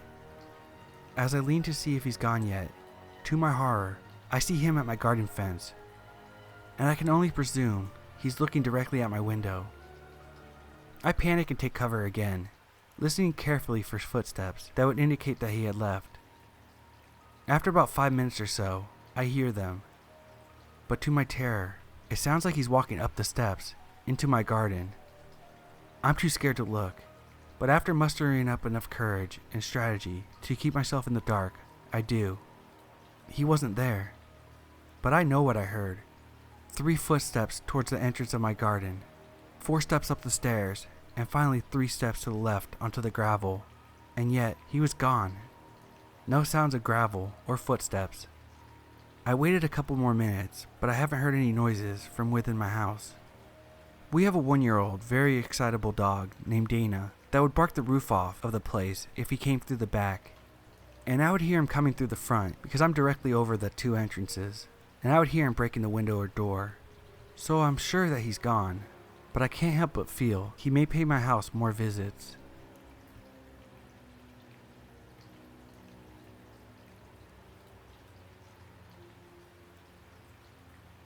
A week or so after my 10th birthday, I walked to the corner store with a $5 bill and picked up a jar of ragu for my mom. On the way home, a man I'd never seen before fell in step with me and began talking. "Hi," he said cheerfully. "My name is Dr. Ramsey. I'm a pediatrician. Do you know what a pediatrician is?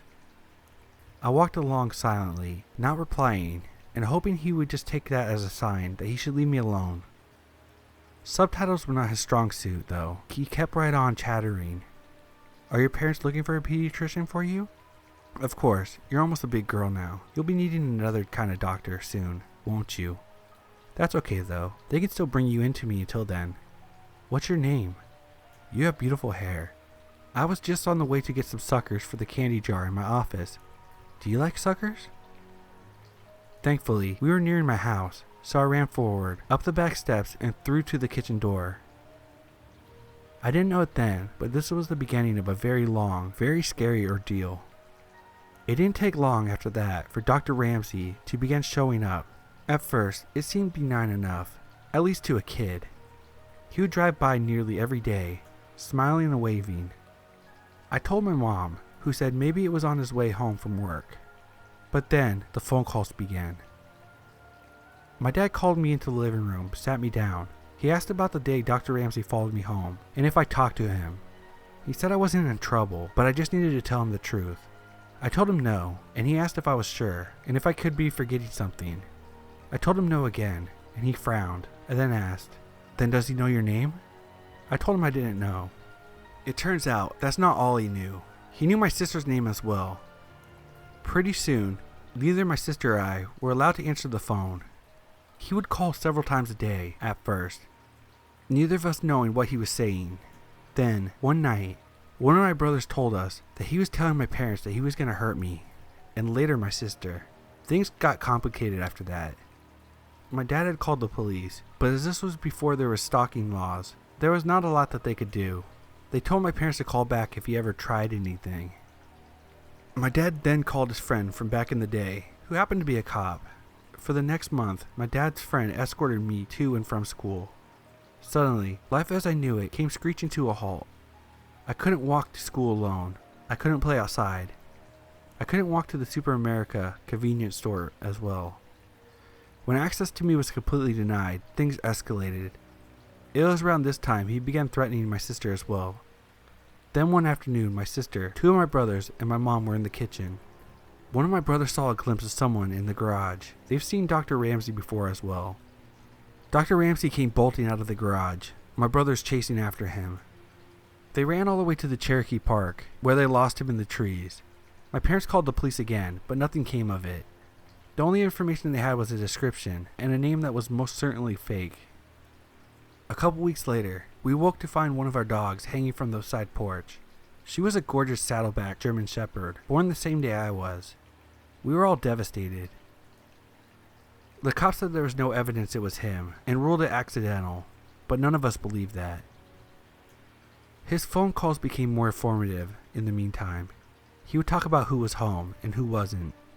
If my brother would say that my dad was home, Dr. Ramsey would tell him who was really in the house. He would also talk about the house itself, about the window in the kitchen that he could easily open with a knife from the outside when it was locked, about the French doors that connected the living room to the side porch, and how the lock could be finagled from the outside if he jiggled it just right. That night, my dad put in some carpenter nails at the bottom of the French doors until he could get a new lock ordered and installed. My parents had to go to a company event at my dad's work. My older brothers were at St. West roller skating rink. My sister was on the phone with her best friend. My little brother had fallen asleep on the floor. I was watching Devo on the midnight special with Wolfman Jack. It was late.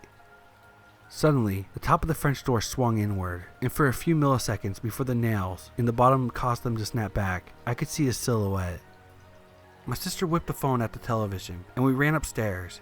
About halfway up, we realized our little brother was still asleep on the living room floor. As quietly as we could, we slipped back down the stairs to get him. We all went into our bedroom and didn't turn on the light. This way we could see outside. We watched out the window for a while, and we couldn't find him. We crept down the hall to my brother's room to look. We looked down and could see someone standing at the back door. He knocked loudly. "What do you want?" my sister asked out the window. He stepped back and said, "Is this the Mercy residence? I have a pizza for delivery. Can you come to the door?" She scoffed at him, declaring she was not stupid. She could see that he didn't have a pizza, and she was calling the cops. He then promptly left. A short while later, my brothers returned home. We told them what happened, and they walked around the yard, watching out for him. They came back in, and things settled down. By now, we pretty much gave up on calling the cops, because it never helped us. So we just went back in, each of us, carrying a knife from the kitchen, just in case. Eventually, one of my brothers went into the kitchen to get a bowl of cereal as a snack. You know that sensation you get when you can just feel someone watching you? Yeah, he had that in spades. He kept looking around the kitchen, through the doorway, into the dining room, at the windows. He didn't see anything, but you could still feel the eyes on him. So he went closer to the door to try to get a better look. The kitchen lights were reflecting off the windows of the door, so he couldn't see. He stepped closer, then closer, until he was right up to the door. Then he cupped his hands on both sides of his face so he could see. There on the other side of the window pane was Dr. Ramsey, smiling back at him. He turned to yell for my oldest brother, and when he looked back again, he was gone. They went out there to look for him, but didn't see him. The next night, we were at the table playing Crazy Eights, and my brother was restless. My sister asked him what was wrong, and he said he always felt like any minute there'd be a boom boom boom on our door or window. Almost immediately after he finished that sentence, on the window right behind him. In the chaos, the two eldest ran out, but he was already gone. A couple weeks later, I was at school, and we were outside on the playground during recess. I was swinging upside down when I saw that now familiar blue Ford Galaxy cruising by, moving slowly. There he was, smiling and waving. He called my name, and I ran to the teacher and told her. By then, the school had already been told about him, so she took me inside right away and called my mom. That same day, my mom had gotten a call from the school asking her to verify that my dad was picking me up, as he called to say he was on his way, and she told him that my dad was not picking me up that day. Not long after that, I woke up one night thirsty. I went to the kitchen for a drink, and there, sitting alone in the dark, was my dad. On the table was a gun. He was tired of the police waiting until Dr. Ramsey tried something. He was tired of his children being terrorized. He was tired of being afraid every time he left for work that something was going to happen when he was gone. I sat with him for a time, watching, before he sent me back to bed. These events and many more took place over a period of 18 months. Then as suddenly as it began, it was over. He had vanished from our lives. The phone calls, the drive-bys, with the creepy waves, everything.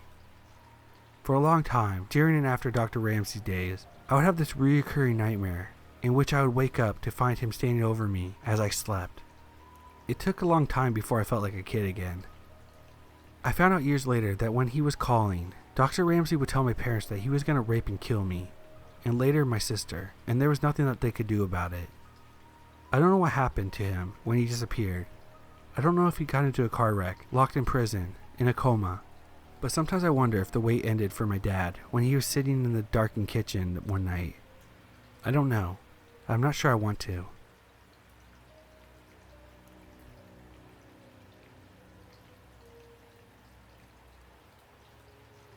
So this happened about an hour or two ago, and I'm pretty freaked out.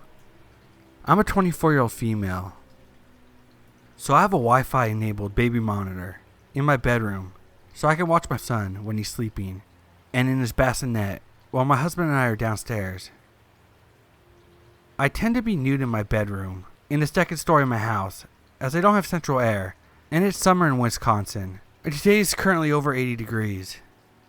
I was laying in bed drinking a beer and watching TV when I noticed the light blinking on the baby monitor, which was currently facing towards the bed. As my son had been in a co-sleeper on the bed with my husband last night, since I work night shifts in the hospital. For our monitor, a light blinking on it means that someone is watching via a website or app for the monitor. I jokingly sent a text to my husband, he is at work at this time, calling him a creeper, and I was flipping off the camera and talking to it. But I found it odd that it took him several minutes to read my message. When he responded, I could say the cliche that my blood ran cold, but that would be embellishing. He said he hadn't opened the app and the camera in weeks, and he definitely wasn't the one watching, and advised me that I should unplug the camera, which I did. I don't know who was watching me, or how they could have got the login information for the monitor, but creepy person watching me through the baby monitor. Let's never meet again.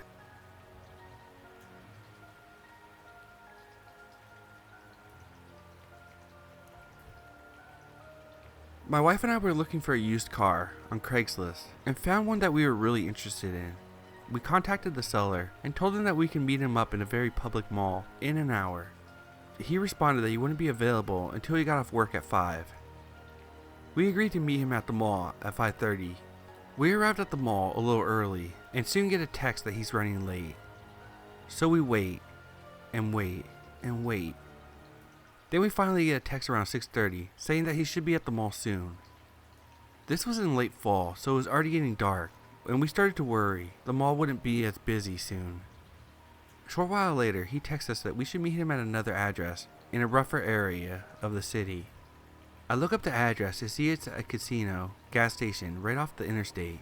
I figured it would still be busy around 7, so we head over. We pull into the parking lot and don't see the car. My wife finally says, "Is that it?" and points to a mid-sized SUV hatchback. It certainly looked like the right car, but it was dark in that part of the parking lot, squeezed between some parked 18-wheelers. As two petite women, we were very wary of going over there. We locked the doors and drove over. It was definitely the car, but it was parked in the most darkest, reclusive, least visible spot in the whole parking lot, with the hatch open. No lights were on inside the car, and no one was around the car. I stopped for a couple of seconds to see if someone would come greet us. When no one did, I drove away. I parked under the casino sign, right next to the entrance of the parking lot, and texted the guy my location. He responded with, "I'm over here, by the semis." We left immediately. It was all too weird. So creepy Craigslist guy, let's not meet.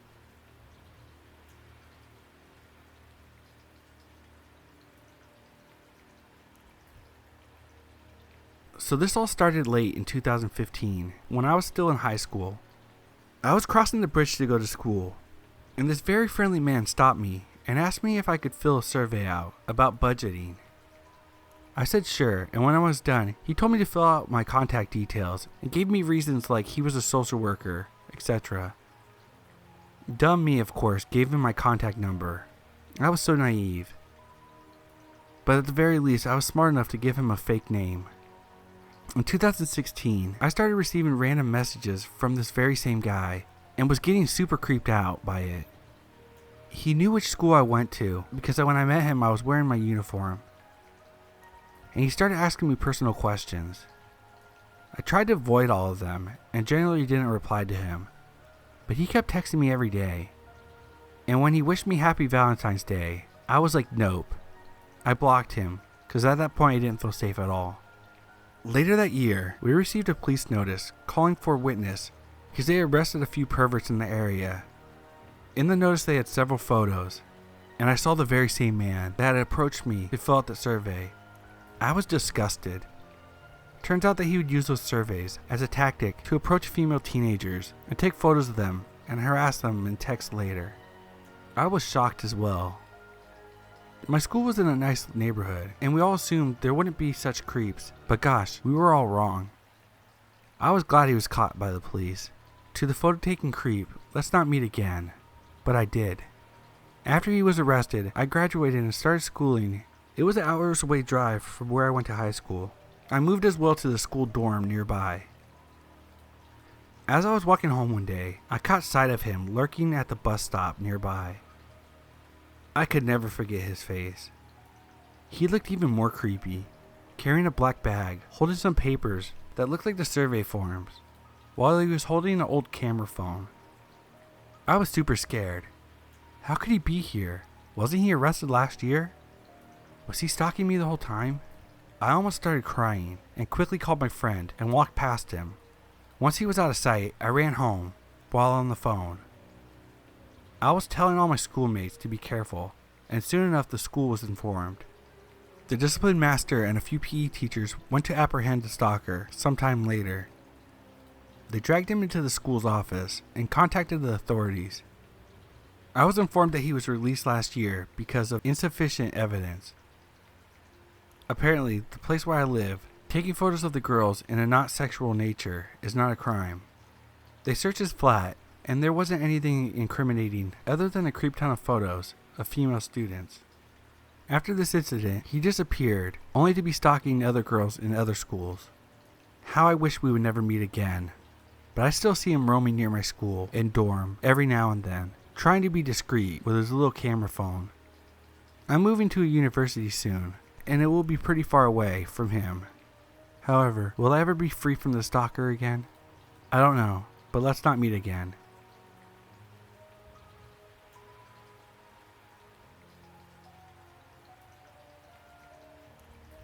This incident happened with me in my junior year of high school. My best friend had posted a story on his Instagram account, tagging me. A friend that he had from a previous school asked him about me because he found me interesting. My friend, not thinking too much of it, just linked my profile and he sent me a request. I accepted it and he slid into my DMs. I was a pretty naive 11th grader and he managed to get my phone number from me too. Turns out he was a desperate guy and somehow needed a girlfriend to show off in front of his friends. I know I shouldn't be mean, but this guy was 4 feet tall and ugly as fuck. The above mentioned discoveries were made much later. A few days later, he talked to me and I was flattered by his smooth talk. I didn't say yes, thankfully. A few days later, I came to know about this guy and immediately blocked him from everywhere: Instagram, Snapchat, and WhatsApp. The next day my phone was blown up with calls and messages from numerous fake IDs he had made just to contact me. I never replied and even asked my friend to tell him to stop contacting me. But that didn't stop him. He became my stalker, and things worsened when he started contacting my real friends and people from my previous school, somehow bringing me up in conversation and asking about me. A lot of people came up to me asking about him and telling me how stupid I was to talk to him. After much persuasion and his numerous female friends coming to me to unblock him, I did. He started telling me particular details of my life. It felt like he knew everything about me, things that only a few people knew about me. He also knew my address and started coming after school just to see me. By this time, he had befriended each and every one of my friends, and because he never physically stalked me, I couldn't do much about it. Thank God we weren't in the same school. My birthday is around the corner, so he made a fake account. It was my name, followed by birthday, and he started posting my images, which he collected by stalking my friends and me. I got that ID removed by getting it reported by all my friends, and I blocked him once again. Thank God he lost my number when he reformatted his phone, and I wasn't stupid enough to give him my phone number again. I'm in my senior year now, and realize how grave that issue was, and thankful that I had dealt with it somehow. I'm not dating any guy, and I hope nobody gets such a creepy stalker like I did. So, the teeny guy who wanted to date me so bad, let's not meet again.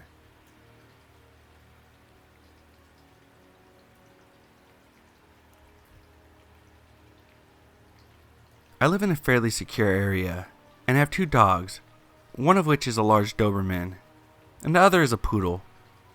I was home alone, as my parents were out for the weekend.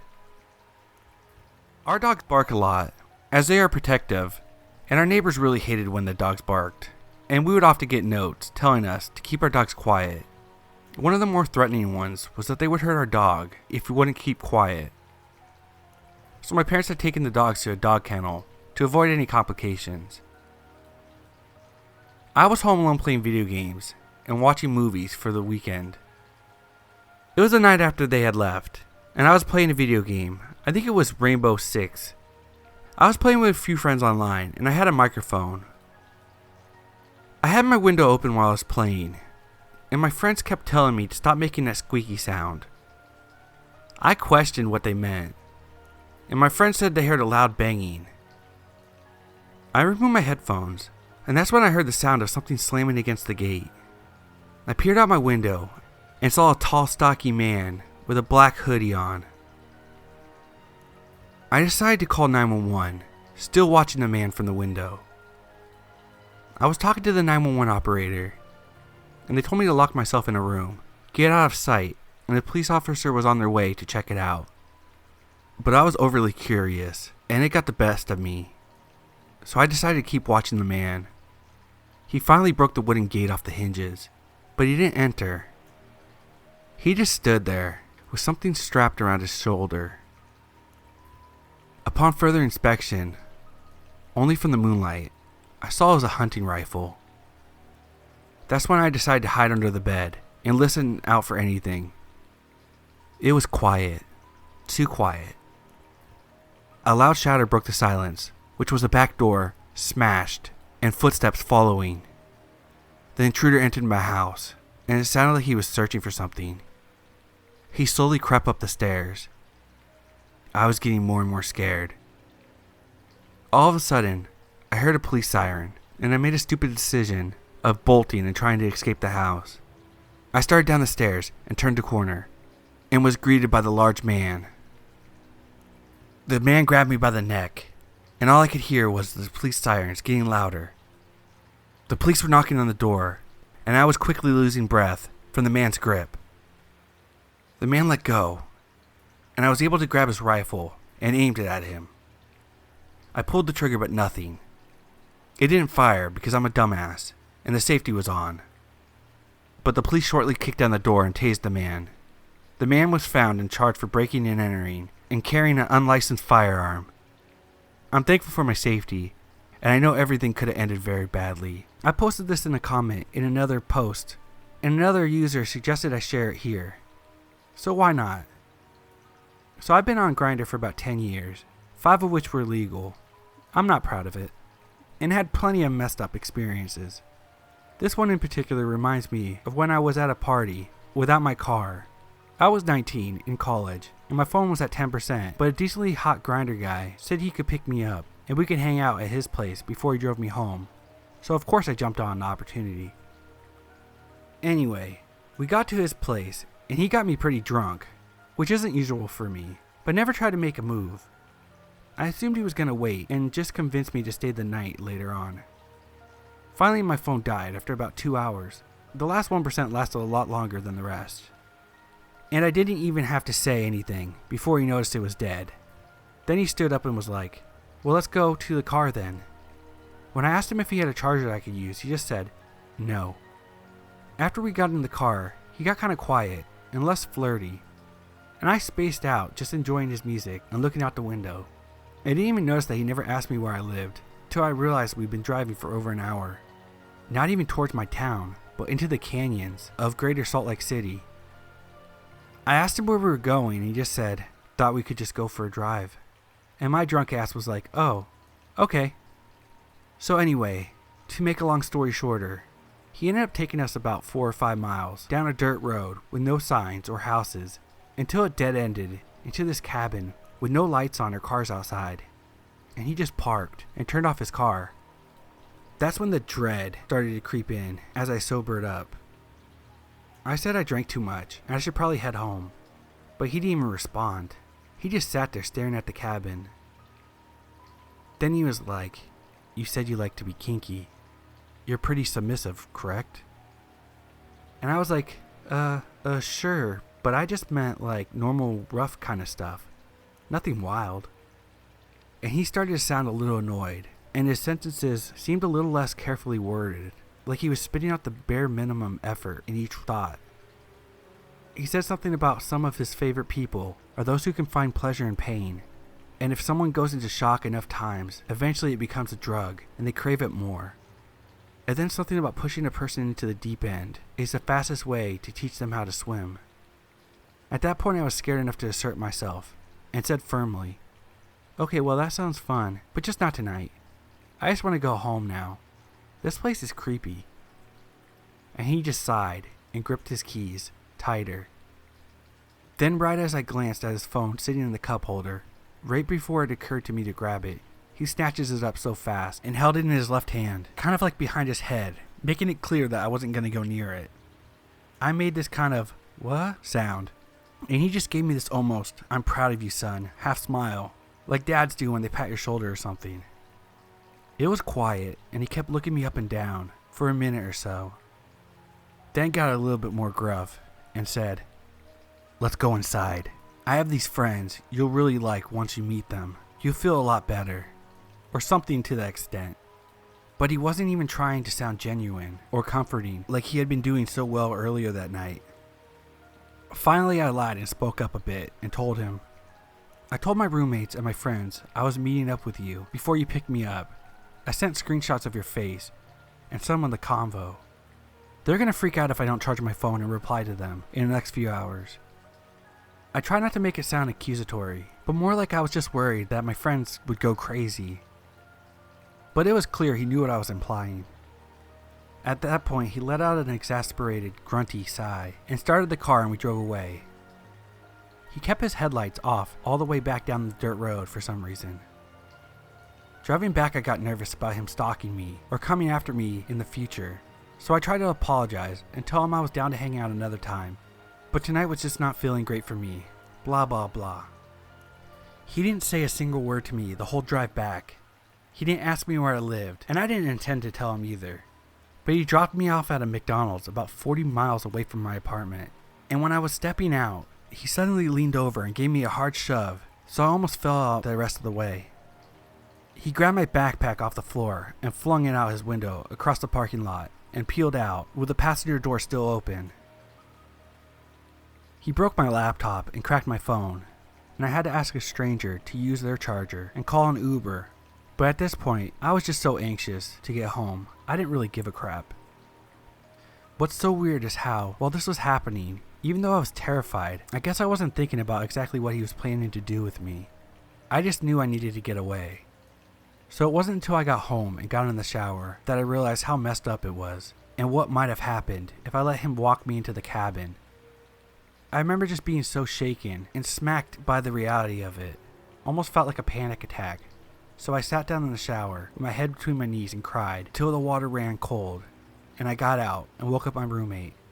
I told him about it, and he kinda calmed me down. So while I still have a Grindr account, I really just use it for an ego boost. I'm reluctant to meet up with anyone from it now. Anyway, girls and guys, I suppose the moral of the story is, we gotta be goddamn careful out there.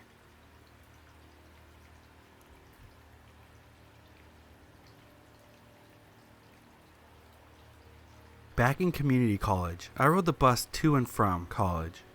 The bus stop was walking distance to my house, so it was a huge help for me. When I'm on the bus, I always listen to music and look outside, never at my phone, and never at anyone else.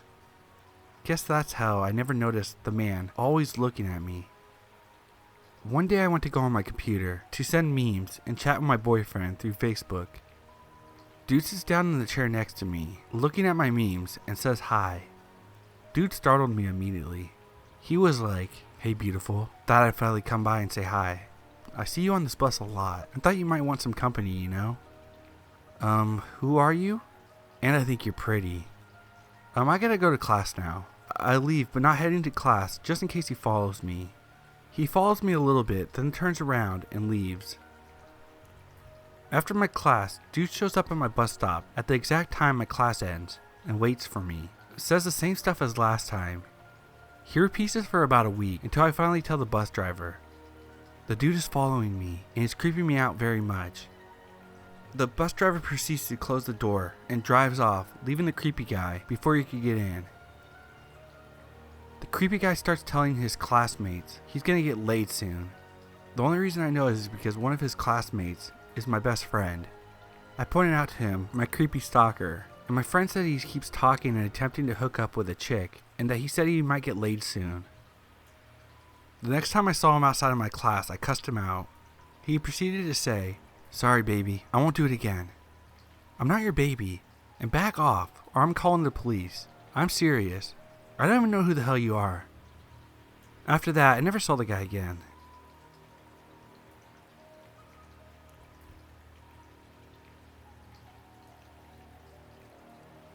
My roommate V was always at her boyfriend's place, so I was living essentially alone in a 2-bedroom apartment with my friend, Esme, who was crashing with me while she was looking for her own place. She found a place online that was nearby, renting a master bedroom with an attached bathroom. The ad said female only, for way cheap. We checked out the Google Street View on my laptop, and it looked like a cute little beach house.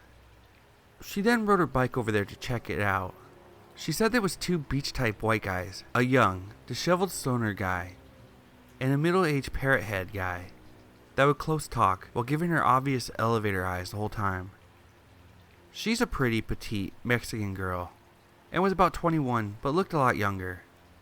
And the older guy kept saying that she was just what they were looking for, kinda slowly, in what she described as a uber creepy voice. The younger guy just stared and followed them around. She thought it was odd that they each slept in the tiny guest rooms and were renting out the master bedroom, but decided to take a look at it anyway. She said it was a really nice room, with a big heavy wooden 4-post bed in the middle of the room that looked like it belonged in a castle, and the bathroom had a huge shower with multiple shower heads on the walls, like it was built for a bunch of people to shower at once. She didn't really like being back in the bedroom with the 2 guys looming over her, so she said it was kind of stuffy, and she wanted to make sure that her unlocked bike was still in the front yard. She all but ran to the front yard, and once she was outside with bystanders, she felt much better. So she's standing in the front yard with the older guy, and he's explaining that she can move in right away, but the bed has to stay exactly where it is. It comes through the room and is bolted to the floor, so it can't be moved. They have special sheets for it and everything, and she can bring her stuff, but she can never move the bed. Also, she can have friends over, but only if they're young women, no men, and they can have sleepovers, but also need to sleep in the bed. They explain that the hardwood floors are just too uncomfortable, and the couches in the living room are suede, so no one can sleep on them. All these reasons why the big pile of girls need to sleep in one bed. She is completely creeped out by the guy, and texts me to come over. I ride my bike over, and as I'm pulling up, she's leaving. We start to ride off, and a little ways away, we hear him yell out, "It's mandatory, but we will have a blast." She kinda shudders, and I ask her what's up. She says she'll tell me over drinks, and we ride to the nearest beach bar. She explains about the room, the bed, the guys, and then tells me part of the deal is a mandatory skiing trip to Lake Tahoe in Northern California each year. She can invite girls on the trip that have been to the house before if the guys think that they're cool enough. It's free for her and her girlfriends, but mandatory that she goes with the guys, as their official woman. There would be other men there, but they all brought their own women. He said it like women would be assigned to them or something. So our minds started racing, and we convinced ourselves that the bedroom and the trip were some elaborate webcam situation or something. Needless to say, she never moved in, or took them up on their free ski weekend offer. Fee ended up moving in with her boyfriend, and Esme moved in with me for a couple of years. She was an awesome roommate.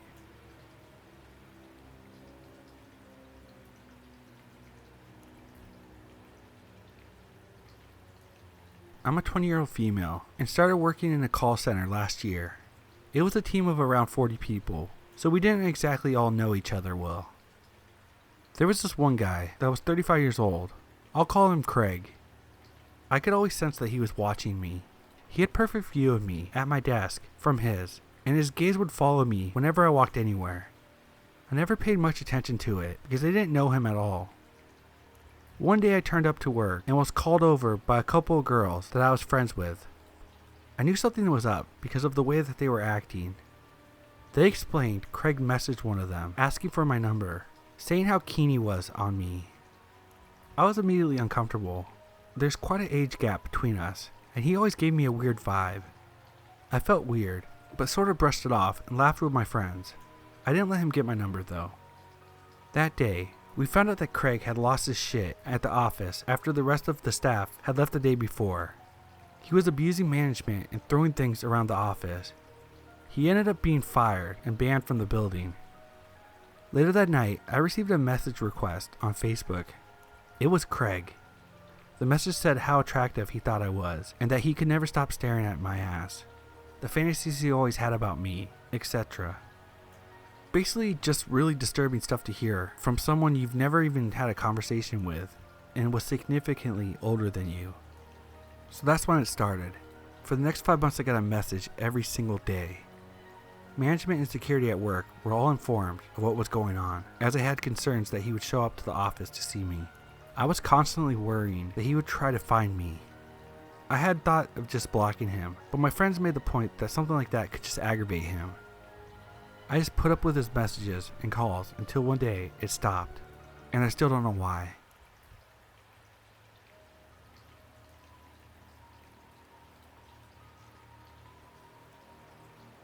So, when I was 13, my friend who we would call Mary had a grandmother who ran a nail salon downtown.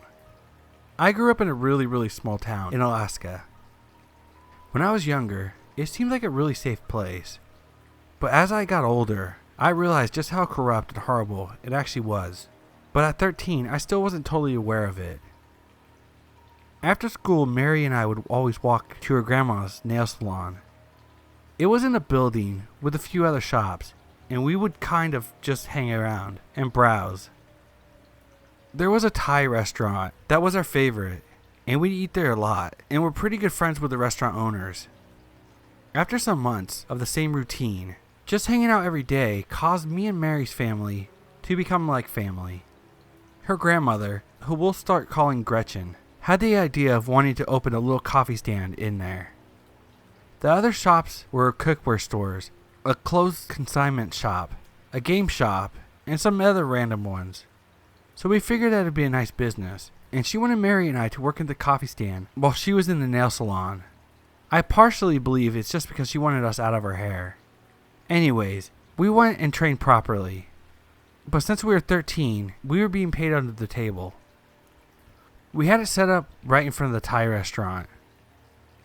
After about a week of the coffee stand being up and running, this guy who looked like 18 to about 20 years old would get a small vanilla latte every day and sit in the mall and kind of just watch us work, but also browse around the game shop.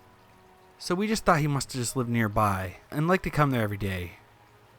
And maybe we hadn't noticed him before because he obviously wasn't coming to get his nails done. He honestly looked kind of dirty and like he didn't care that much. When the months got hotter, we started walking home instead of our mom driving us. There were a lot of kids, so I didn't notice very much if people were behind us or in front of me. One of the nights we closed up the shop a little bit late. It was around 9 p.m., which in Alaska is still fully sunny, and I noticed that someone was walking behind me, kind of close. I stopped dead in my tracks and didn't hear anything. So I kept walking, and I was sure I heard it this time. I turned around rather quickly, and there he was, the same guy from the mall, following me.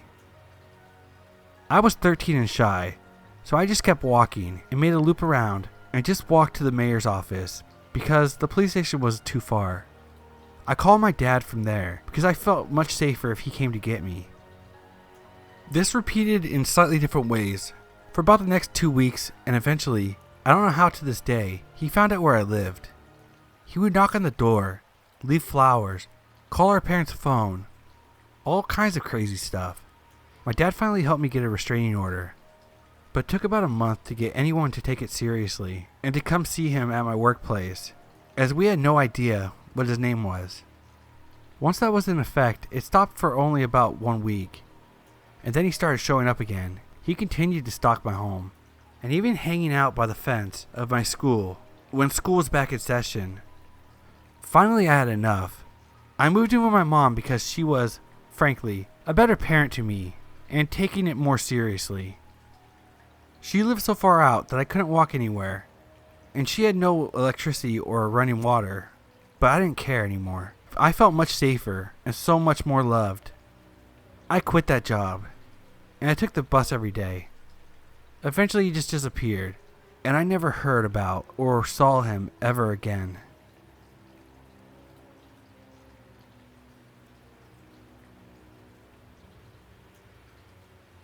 I found myself at home one weekend night. My parents went out of town, and I was returning from a canceled sleepover at my friend's house. The lights were on when I got to the door, and I remember getting a phone call from that same friend shortly thereafter, which would end up being the last normal event of that night. My brother was playing video games in the next room, and I could hear him tapping furiously at the video game while I spoke on the cordless phone. I walked around in the living room and ended the phone call in the kitchen, when I remember hearing some sort of high-pitched squeal that came from the house somewhere. I couldn't place where it came from, as it sounded the same in every room I went to investigate. It ended about a minute after it started, and was interrupted by the phone ringing. But the phone wasn't in the kitchen where I left it. It was in the bathroom on the counter, in front of the sink. I answered the phone and there was no one there, so I hung up. It was at that point I heard a dragging sound. Like a large heavy object was being dragged in the attic crawl space above me.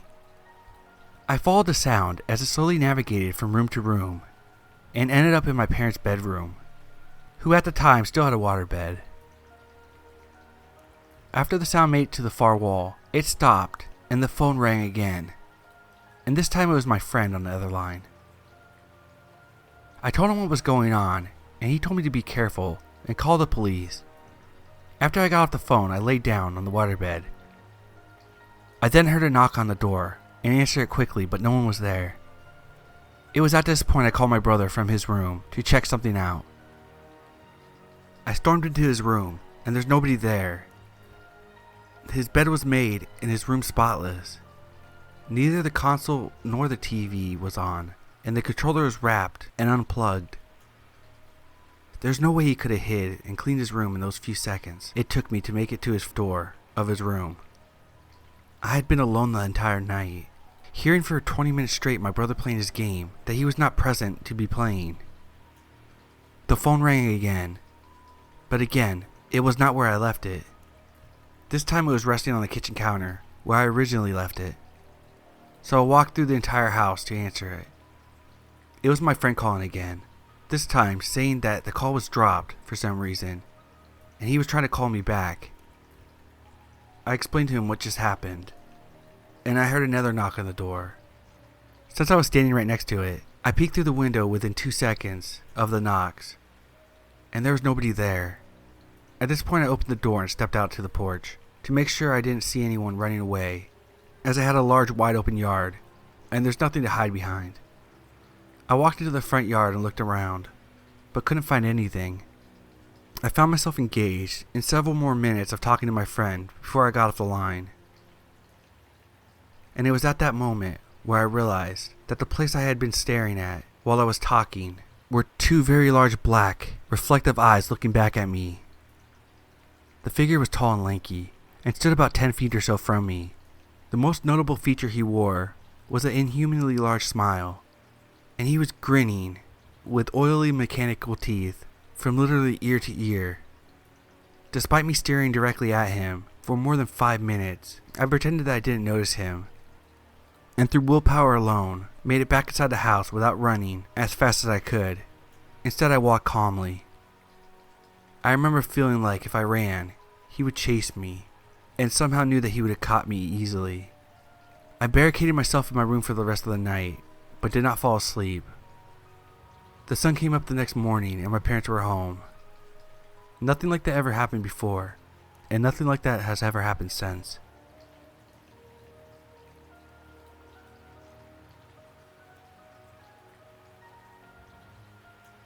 I've gotten used to checking Craigslist before buying anything new, so when my ice cream maker died, I headed over there. I found the one I wanted, new in the box, and emailed to see if it was still available. For some reason, I assumed I was talking to a woman, and we made plans to meet up. I had gotten sort of careless about meeting in a public place, and had agreed to come to her home, believing that she had several small kids that made it difficult for her to leave. I was supposed to go after work, and we switched to text messages so they could give me the address, and so that I would let them know when I was on my way. I had gotten home, and they texted me the address. My normal routine at this point would have been to hop into the car and use my TomTom, but since I had just booted up my PC while waiting, I decided to use Google Maps.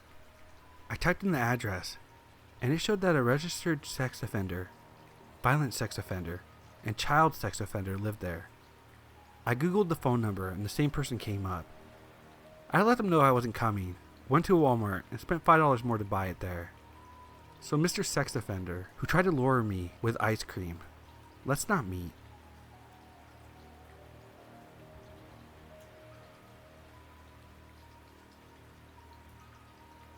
A few months ago, my sister started talking to this boy online named Ben.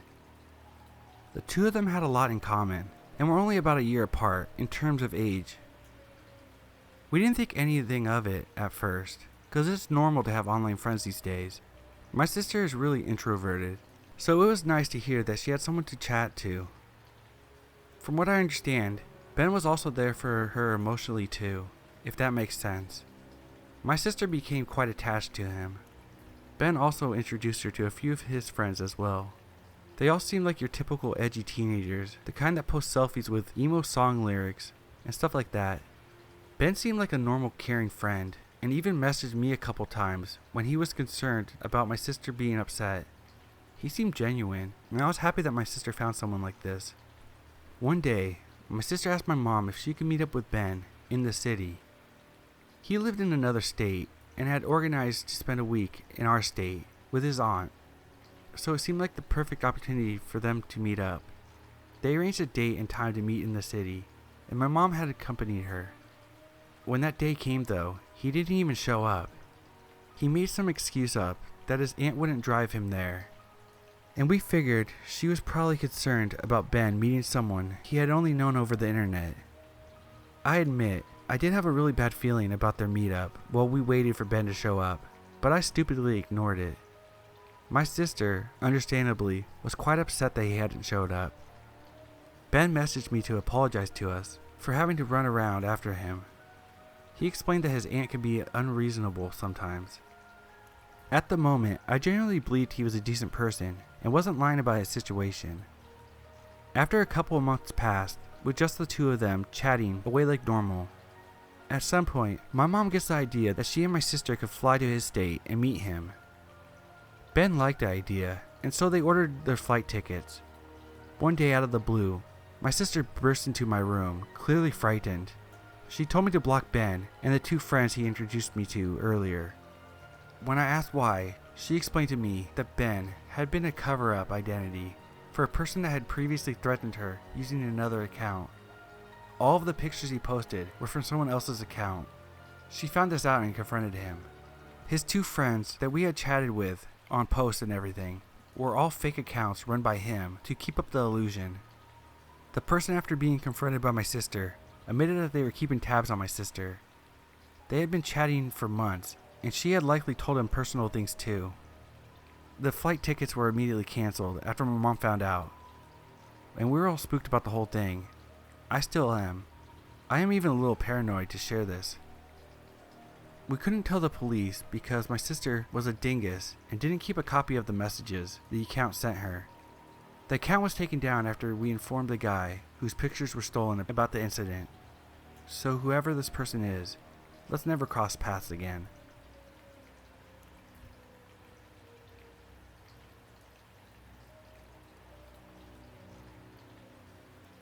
I spent all night reading through these. Some of these stories are truly bizarre. It inspired me to write about my incident that normally I would hate to even talk about, because it was honestly one of the most disturbing things I have ever experienced. This all started in January 2019, so it's pretty recent. For some background context, I'm a young gay man living in a very populated city, so weird things are bound to happen, especially when using the gay dating app Grindr. I'm sure you've all heard of it. When this all started, I was living in a big city in northern Florida, but I had plans to move in the next few weeks. My two friends that came down to celebrate my moving away, and also one of their birthdays. We hung out in the city for a day, and then we drove to Miami together. It was a lot of fun, for the most part, but the story begins the last day of my vacationing there.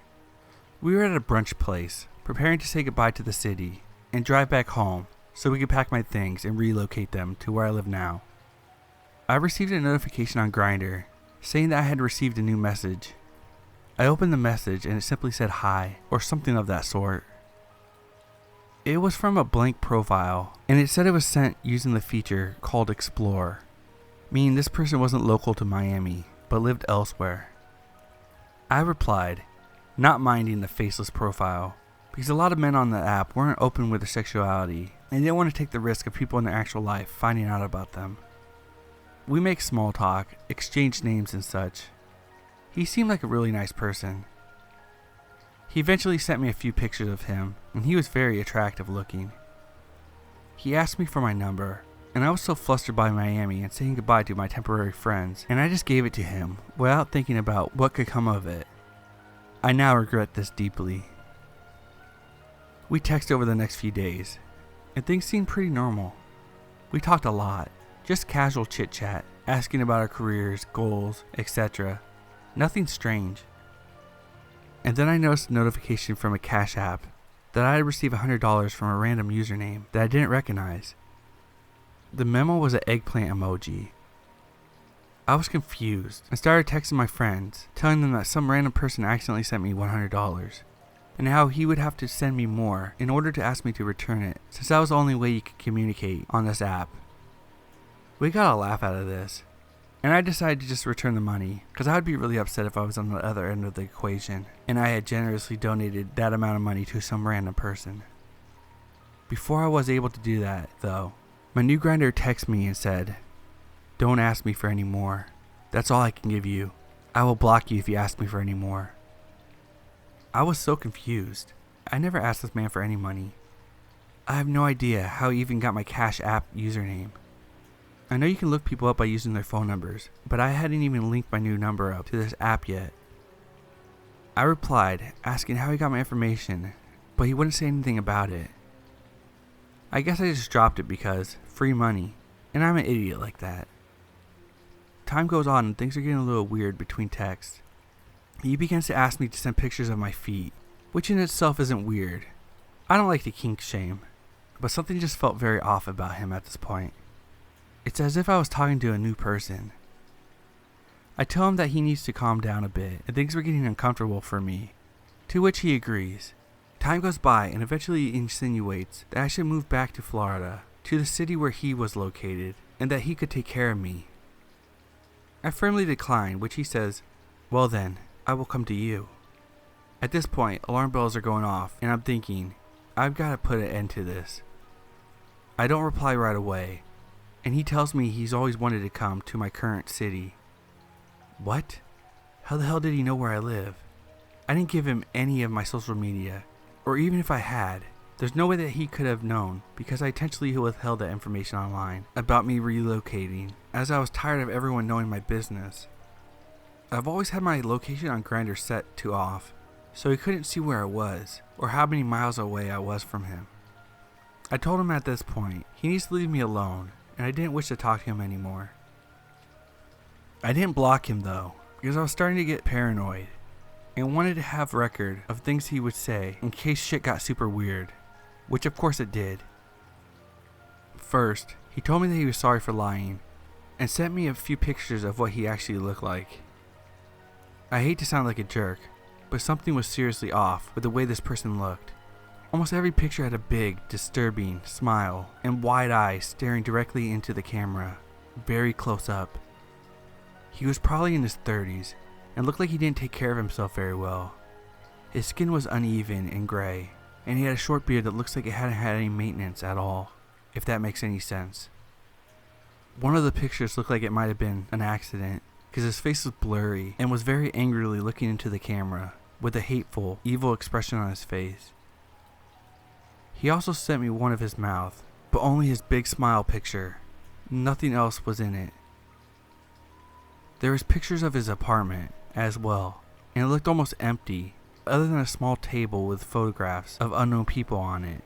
Also a fire hydrant was in there. It was very weird. I didn't reply to any of these, and that resulted in a sting of angry texts from him telling me that he wished he never met me and that he hates me. Throughout all of this weird, uncomfortable, and filthy texts he sent, there were a few disturbing things. He sent me a link to his YouTube page, which I did end up viewing, and his videos were him just literally talking to himself and making jokes to himself. There were about 10 plus of them, and I was the first viewer, although the videos had been up for months. If that wasn't weird enough, whenever he would pause in between sentences in the videos, I would hear faintly in the background what sounded like muffled screaming. And every so often, after hearing the screaming, I would hear him hold back a very high-pitched, sinister laugh that sounded nothing like him. I could tell from the sound quality that it was something that this man was producing, and not a bystander. Most of the videos have since been deleted, and I don't know why. I write poetry, and at some point he was begging me to send some of my poetry.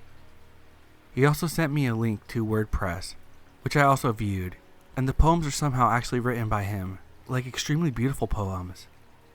But I realized that the things he was saying in them made absolutely no sense. I tried analyzing them any way I could, because I was trying to figure out what was wrong with this guy, and none of them made sense. He would randomly send me small amounts of money on the app, I guess in an attempt to get me to talk to him. Fast forward a little bit, and I was still receiving messages from him every 10 minutes that I wasn't replying to. These were weird. Here are what some of them said. "Did you block me, you little bitch? You want to put me out of your life, you little bitch? That's fine, but it's an irreversible decision. When you push me out of your life, you don't get me back in when you feel dumb about it later. And you will. I'm the best thing that has happened to you in years.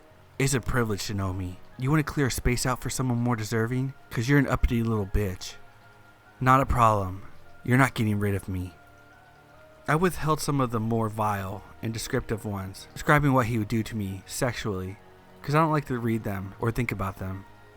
He would also reply to his own text almost instantly and apologize for what he said and told me, "Please don't go," and things like that. I finally broke down and told one of my best friends about this, who was also gay but very muscular and protective of me. I don't know, he just makes me feel safe somehow, and I didn't know who else to tell. He immediately got real mad and took my phone and called him. He told him aggressively that he was my boyfriend and the creepy Grindr guy needs to stop reaching out. Grindr guy was silent, then suddenly starts hysterically laughing and making the most inhumane, god-awful noises I've ever heard. Speaking sentences that were English, but his words did not make sense together at all, and just really creeped us out. The look on my friend's face still gives me chills.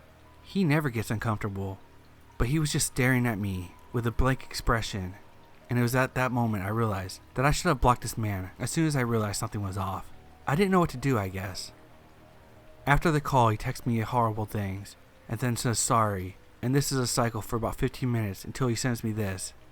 "The private Facebook message you may see were all written before this conversation via text phone tonight, so naturally discard them." I had no idea what he was going on about this Facebook thing. I looked and couldn't find anything. This final exchange happened about a month and a half ago.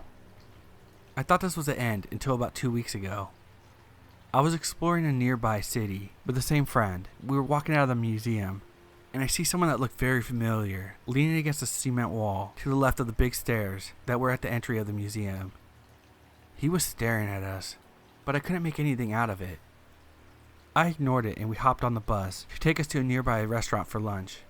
It wasn't until we got into the restaurant that I realized who the man was. It was him, the creepy Grindr guy. I was sure of it. I have no idea how he knew where I was, but I knew he traveled over 1,000 miles to come to this area I was living in. I didn't mention it to my friend because I seriously was really creeped out, but I think that I'm going to tell him when we hang out again because I don't want anything to happen to him either. Luckily, I moved again a few weeks later, this time very, very far away. I considered taking this to the police, but I don't know if I really have options. This was the weirdest, most uncomfortable experience of my life.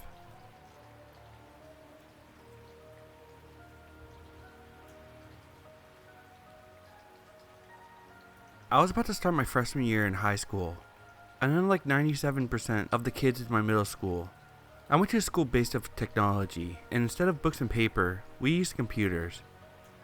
The junkie-free Chromebooks the school provided were not my taste, so my father and I searched Craigslist for a Mac, and after a few days, we hit the jackpot.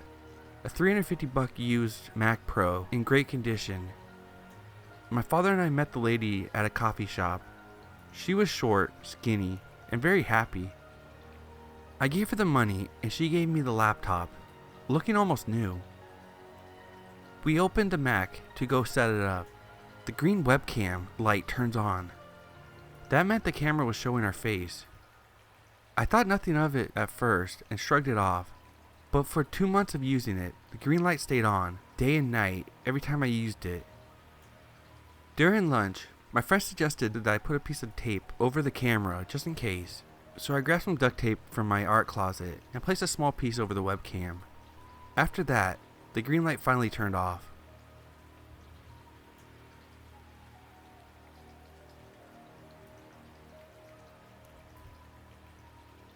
This happened a few years ago at a gaming event in London.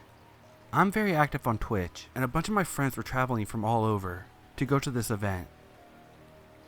I was a moderator for this channel, and another one of the mods was from the Netherlands, who I was very good friends with at the time. He told me he wasn't going to the event because it was too expensive. Skip forward to the day of the event. I get a message on my phone from this mod saying he's outside of the event and he would like to meet up with us.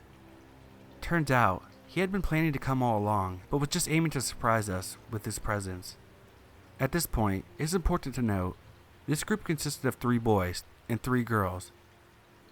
And us 3 girls decided that we were going to leave the event early to go get ready for the party that evening. As we were trying to leave, he tried to come with us. Even though we kept proclaiming that it was literally just us 3 girls going back to my place to get changed and flashy for the party. Which in hindsight was very creepy of him to want to come with us. We all arrived at the party and the drinks are flowing, and he keeps actively making too much of an effort to spend time with me, giving me drinks, interrupting my conversation with people, and just becoming a general hindrance. It got to the point where I was literally trying to hide from him the whole rest of the night. As it approached kick-out time for the party, a whole group of us moved on to a nightclub that was nearby, where he just stood and watched us all dance, literally like a statue. It was beyond creepy. And several people up to this point had pointed out his weird behavior towards me. Around 3 a.m., we all make the move to the train station to head our separate ways. Me and another girl had to go the same way, as she lived a few train stops away from me. As I was about to leave, he approached me and said, "I'd like to take you home. I have nowhere to stay tonight. And as I plan to walk around London taking photos, it'd be no bother to me." Alarm bells started ringing. He traveled all this way, knowing that he had no place to stay. A creepy middle-aged guy who had a surprise visit a group of younger people in another country, and he wants to take me home. Hell no. I politely declined and explained I lived rather far out of London, and it would be too long of a trip for him to take to escort me home, when I already had my friend for my journey. I dart around saying goodbye and make a swift exit before he can notice that I'm gone. It's now 5 a.m. and I am home. My window faces the same direction as the front of the house.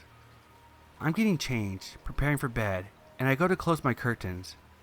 There's a strange figure standing outside my house. It was very dark and I couldn't make it out, but from their stature, I immediately recognized this gentleman's similar stature to the guy that traveled across the country to spend literally every living moment with me.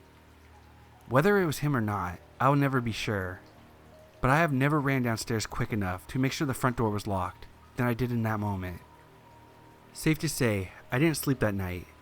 The next day, there were talks in the mod chat after he mentioned that he went traveling on the underground to visit different areas, but never really confirmed where he went or what he saw, so I guess I'll never know if it was him, but if it was, I never want to see him again.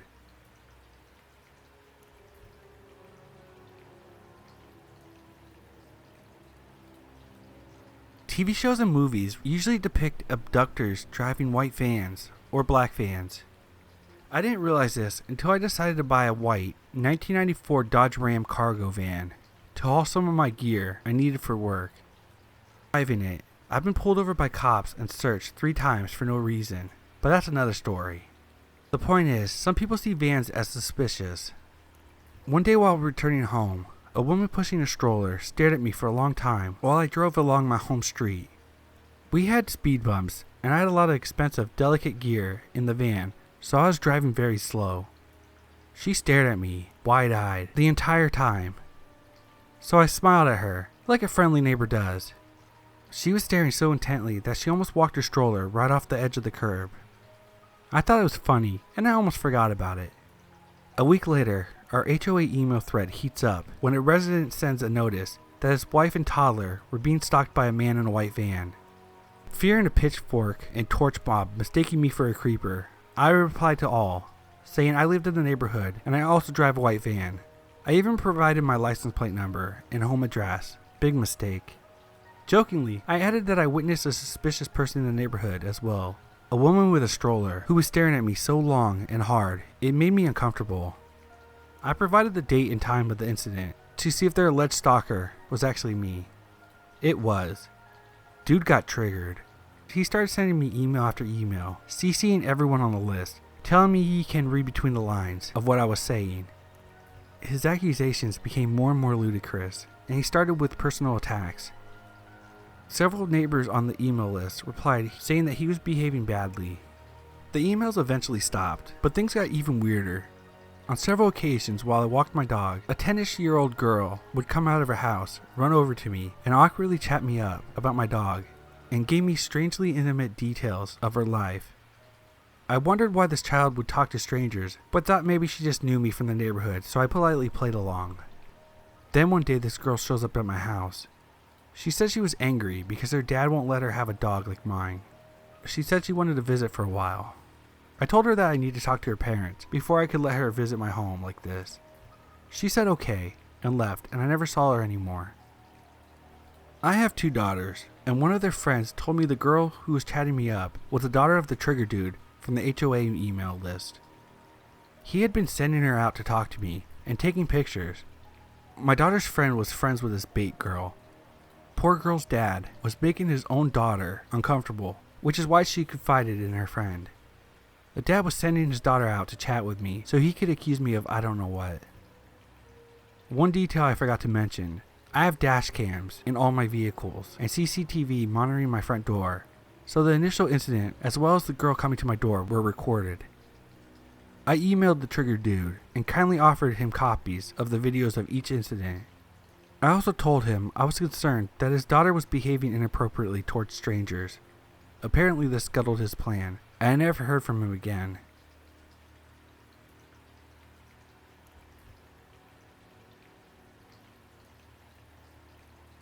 I have a few somewhat creepy stories, but this one takes the cake as the freakiest.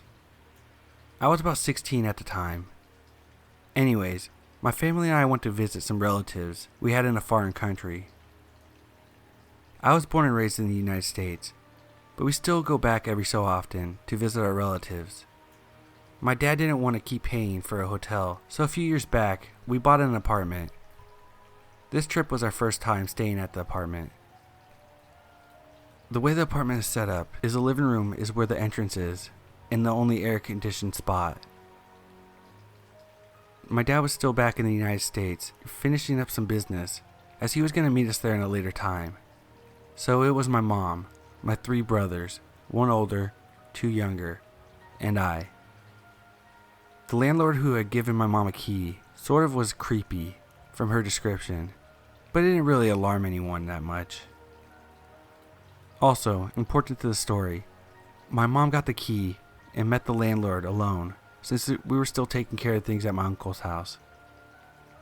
It's now been a few weeks and my mom couldn't stay at her room since there was no air conditioning, and I don't blame her, so we all slept in the living room. Nothing out of the ordinary happened until 4 weeks into the stay. It was around 2 a.m. My mom was waking me up, but her finger was over her mouth, basically saying, "Keep quiet." My mom never does this, so I shot up and made a hand motion, asking her what was going on. She pointed at the door, and someone was jiggling the doorknob. I had forgot to lock it, but thank God my older brother got into the habit of chain locks from his days in college. It should be noted that my brother was dead asleep in another room, so I was now the oldest male. My mom was distraught, and I was thinking about what to do. I was still thankful that we at least had the chain lock, but I think the man on the other side of the door noticed that was all. I see a face pressed up from the small gap, and I shit you not, it was the landlord. After about 10 minutes he finally gave up, or so I thought.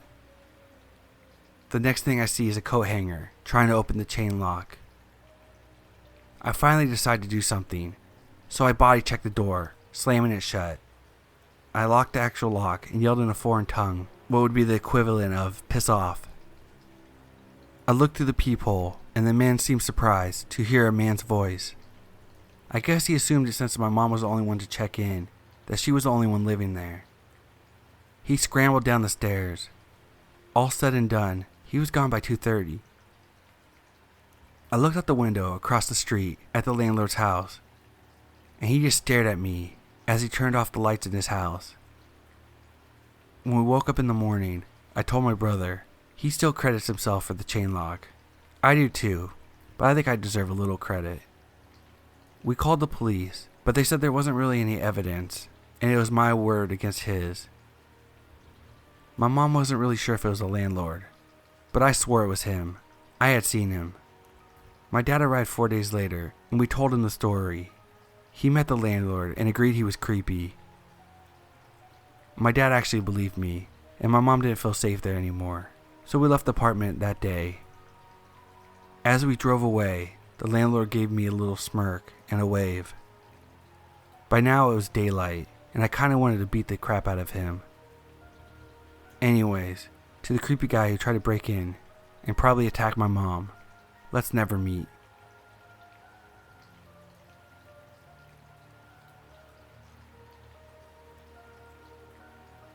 The following is a very true experience. I've never actually wrote this down before, and I don't know if anyone has experienced this too. This happened between 1989 and 1990, and I was at the age of about 4 years old. To this day I still get chills thinking about it, and I wonder if some way, unknown, it changed me. My parents had a house in the Inland Empire of Southern California, and at the time my brother hadn't been born yet, so I was the only child. To give you a layout, my parents' house was a 2-story house located in a cul-de-sac. On the bottom floor there was 2 bedrooms, the living room and the kitchen. The second floor was just the master bedroom and bath. All you could see from the street was the garage and one of the bedroom windows on the bottom floor, and the window of my mom's bathroom on the second floor. To get in the front door, you had to walk through the cement pathway that ran alongside the house. You had to pass the first bedroom that you could see on the street. Then you would pass the bathroom window and another bedroom window, and then you would be at the front door. The backyard was beyond this point. My bedroom at the time was the first bedroom next to the front door. My blinds weren't completely down on the bottom window. There was about a 6-inch gap with nothing covering it. I was pretty young, so I didn't really care much about it then. The bed was in the middle of the wall, across from the bedroom door, and to the left was the window. According to my mom, this all happened right before midnight. My mother was asleep in her room upstairs, and my dad was a policeman that worked nights in another city. I was fast asleep in my room, and out of nowhere I suddenly awoke, looking up at the ceiling. I don't know what woke me, or if I just popped awake on my own. After my eyes adjusted to my nightlight of my bedroom, I sat up and started looking around my room.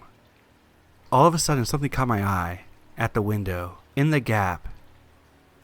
First I thought it was a street light reflecting off my window, but I knew for a fact there was only one street light, and what I was looking at was obviously 2 spots, and they were spaced apart as if on someone's face.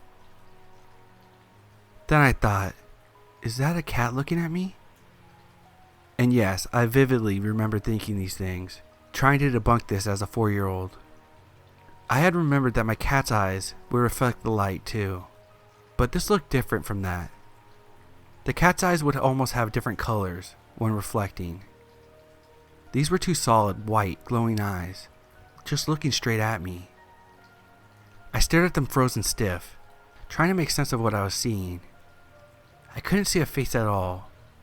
The eyes were just too bright, and nothing else stood out. The void, or face, around the eyes looked blacker than the night.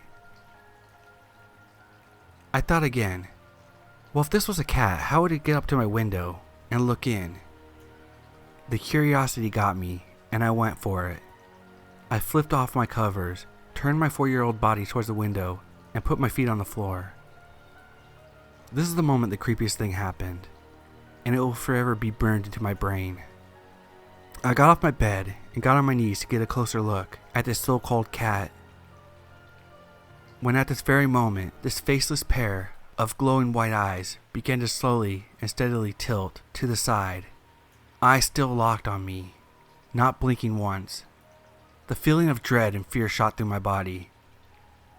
Completely terrified, I burst into tears and immediately booked it down the hallway and through the living room, then up the stairs to tell my mom.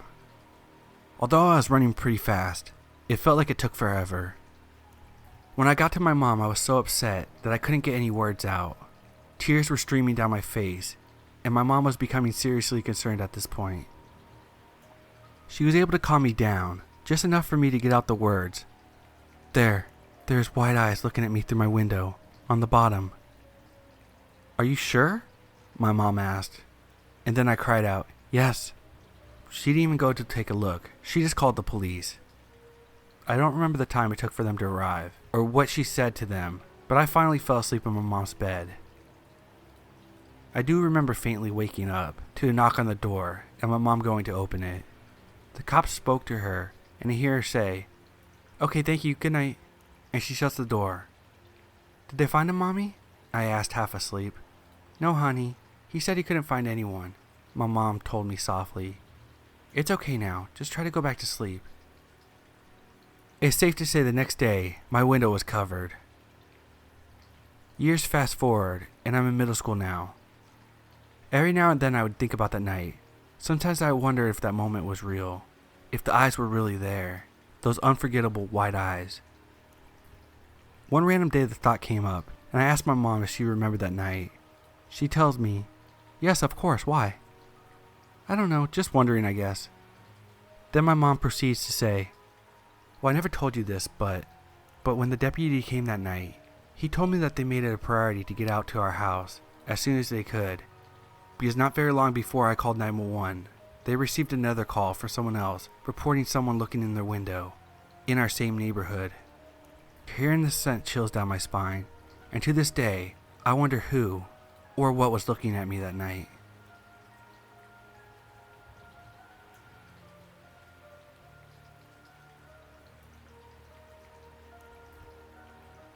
So this happened last night. I was at a classmate's house working on a group project we have due tomorrow. I live in an apartment in the town where the university is located, and my classmate lives at his parents' house, which is in the foothills of the town. In order to get to the town, you have to drive along a relatively secluded and narrow 2-lane road for about 5 to 6 miles. We started working on the project at about 6 p.m., and I ended up hanging around for a while after we finished. So I left his house pretty late, around 11 p.m., and started down the road back to the town. I didn't realize how tough it would be to navigate the road at night. There were no street lights, and the road was unkempt and riddled with potholes. On top of this, I had no cell service, so I had to drive very slowly and make sure I didn't blow out one of my tires, since I used a spare a couple weeks back. I figured I was about 3 miles from the house when I rounded a tight corner and saw a pickup truck with a camper shell parked diagonally across the road. The manner of which it was parked completely impeded my path, so I couldn't drive around it because there was a gully on both sides of the road. The only way for me to go at this point was backwards, where there was a pull-off that I could use to turn the car around. At first I couldn't see inside the cab, but when I turned on my high beams, I saw that there was a man slouched over in the driver's seat, his head resting on the steering wheel, as if he had been knocked out after a bad accident. I immediately sensed something was wrong. The way the car had just coincidentally came to a rest in the position that totally blocked the road was a big red flag for me. I've heard stories about people playing dead on the road to lure unsuspecting people out of their cars so they could rob them. I decided to screw this shit. I elected to go back to my classmate's house and explain what was going on. I threw the car into reverse and kept my eyes darting back and forth from my rear view to the truck. I looked and saw that I was almost to the pull-off where I could turn around. When I looked back, my heart skipped 5 beats.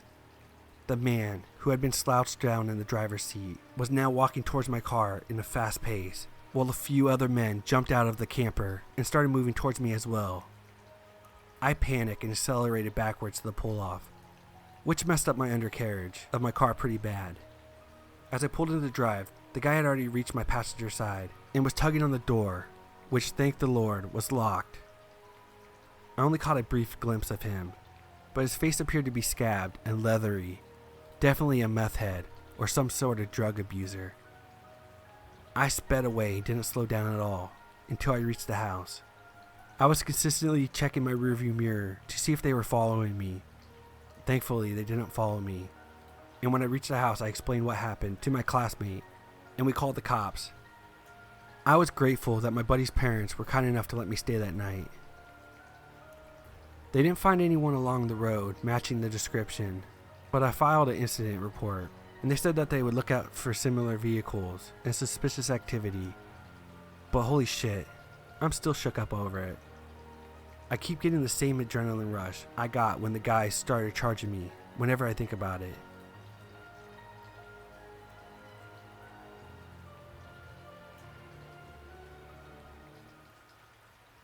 This happened a long time ago, late 90s. I was 19. I moved from Oregon to Florida to be with my boyfriend at the time. Don't ever do that. I was thinking white sand beaches and Mickey Mouse, but instead I got the swamp, bugs, and dirt roads. It was a huge shock to the system. We lived in a dinky little town called Hawthorne, just outside of Gainesville. Don't ever go there. Very small, with one stoplight and 4 stores: Dollar General, Steve's Market, Eckerd's Pharmacy, and Sonny's Barbecue. Anyway, I got a job at Eckerd's in the middle of town. It was next to the grocery store, so everyone shopped there. After about 3 months of working there, I walked to start my shift one day when the manager pulled me into his office.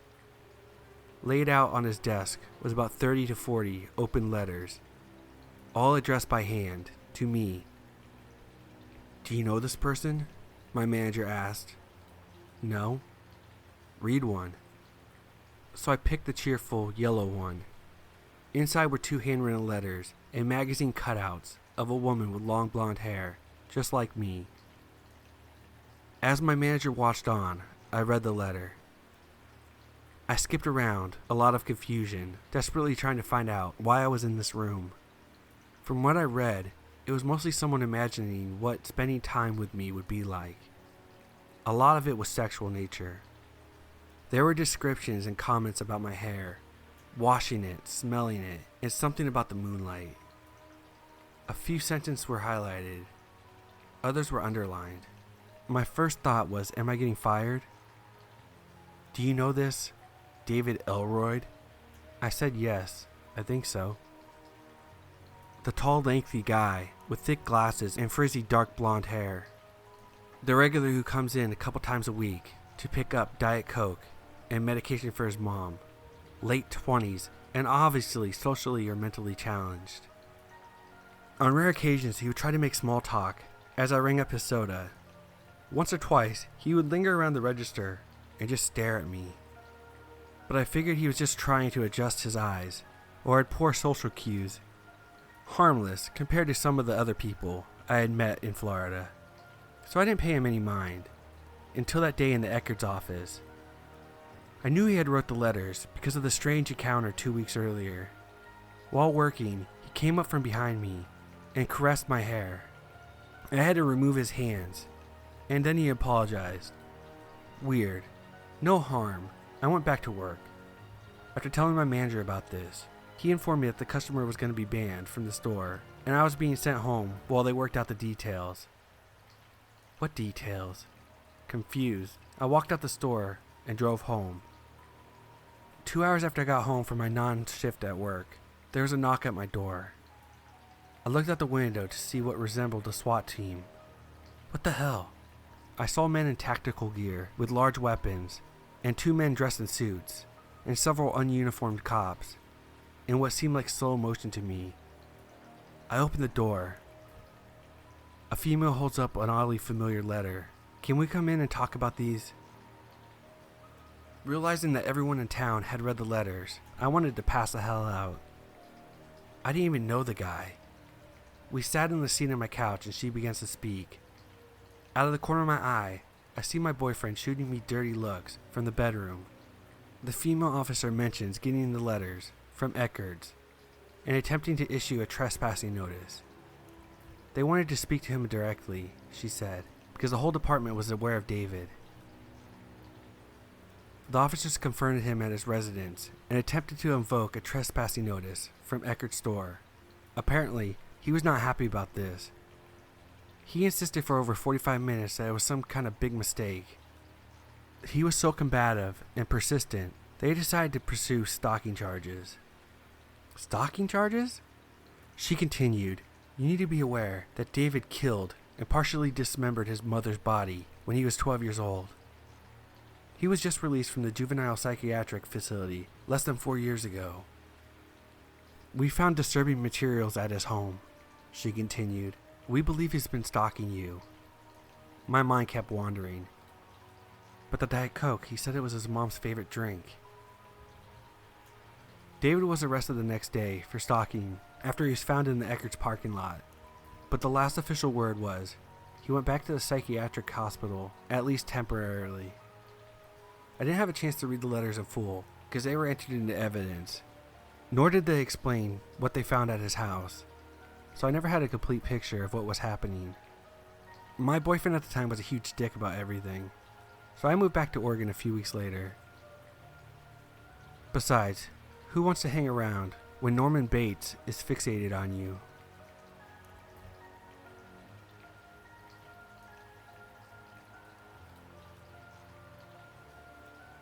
This happened a little bit ago, about a month, and it was a bizarre experience to say the least. I'm 15, and I was playing video games before passing out. It was about, say, 11 p.m. when I hear the doorbell ring. Out of instinct, I began to walk downstairs. But about halfway there, rationality came to mind. Who the hell rings the doorbell at 11 p.m.? I silently went back upstairs and stood in the hall, kinda expecting something bad to happen. A minute later, it rings twice. My parents began to leave their room and gave me a puzzled look, and I responded with a shrug. Then he starts banging on the door. My mother jumped at the first bang. My father's eyes widened, but more in confusion than fear. He decided to go downstairs and peep through the view hole. It was our neighbor. My dad hesitantly opened the door, and I could hear my father's voice tremble slightly. "Hey, what do you need?" Next thing I hear is an entire full-blown scream argument from my neighbor, claiming that this household was his and that we had stole it from him. My father's uneasiness was quickly replaced by annoyance, and he simply shut the door without giving my neighbor the time of day. My dad stepped on the first step, going to the stairwell, when our neighbor first hit the door. I'm not talking about a bang with a fist. This man did a full body slam into it. My father was stunned for a second, and my neighbor charged at the door again. This time, we began to hear the splintering of wood. Everyone reacted at once. My father went to brace the door with his body. My mother went to get the other two kids, and I went to call 911. The body slamming ensued for another 5 minutes, and while I was on the phone with 911, it stopped. I thought it was over, and I was relieved, but I still stuck on the phone. I go to peek out the front window of my house, and boy, was it only getting started. Our neighbor took off in his Jeep Wrangler and simply directed it straight at our house. We had zero clue what he was doing, until he hit the gas and we heard the squealing of his tires. Then he immediately hit the brakes. He was trying to scare us out of our house. I was still on the phone with 911, and I stepped away from the front window to comfort my siblings, crack jokes and such. Eventually the police arrived and arrested him. The next morning, I left for school, still shaking from the night before. I stepped onto the front step and saw tire marks leading up to our front door. The lunatic nearly rammed our front door with his car. I really want to say I never saw this guy again, but he lives directly to my right.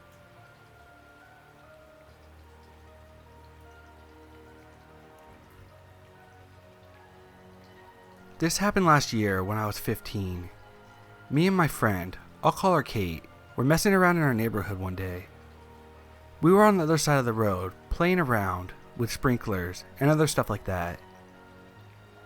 Suddenly Kate said to turn around and look behind me. I did, and when I looked at the home behind us, I saw someone looking through the window.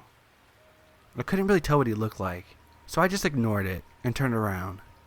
A few minutes later, Kate told me to look again. I did, but this time there was a woman with him at the window. They were just staring at us, and I began to feel uneasy. But again, I turned back around and ignored them. As the sun went down, I went back to my house, which was across the street, and Kate went to hers, which was a few blocks away. A couple hours later, around 10 p.m., my phone lit up. I was watching Orange is the New Black, so I ignored it. Then I got another alert, so I picked up my phone and looked at the screen. My 2 alerts were from Snapchat. Someone added me, and their username was something like Jaden with a few numbers after it, and they sent me a picture. I waited until the episode was over to open it. It was a black screen with a message saying, "Hey." I ignored the message. Around 6 or 7 minutes later, I got another Snapchat. It was a black screen saying, "Why didn't you answer?" Again, I ignored the snap and went back to Netflix. When my phone buzzed again, I didn't look at it. Throughout the episode, I got around 4 more alerts, which I ignored. Then I fell asleep. When I wake up the next morning, I had 11 alerts. Most of them were black screens saying, "Why aren't you answering?" or "I know you're awake, answer me." But the last one freaked me out. It was a picture of my house, taken from across the street with a caption, "Answer me now." I was stupid, so I didn't screenshot the pictures, but I did block him. I didn't hear anything about it for a few days, but then I got another alert of someone adding me. It was the same username as before, but with a 1 after it. Then I got sent multiple snaps. I didn't open any of them because I was in class. 4 hours later, I checked my Snapchat. All of the pictures he sent me were pictures of me. Some were of me during lunch, and some when I was walking home from school. Again, I blocked the user, and I didn't get any screenshots just like last night. I then got a snap of my window, again taken across from the street by the same user, but this time with a 2 after it. I told my dad and he freaked out and called the police. When they arrived, I told them everything, but they couldn't do anything since I didn't have any screenshots. I don't know what to do. Update: I deleted Snapchat, but he has found me on other social medias. I've blocked him on everything, and I'm thinking about deleting everything.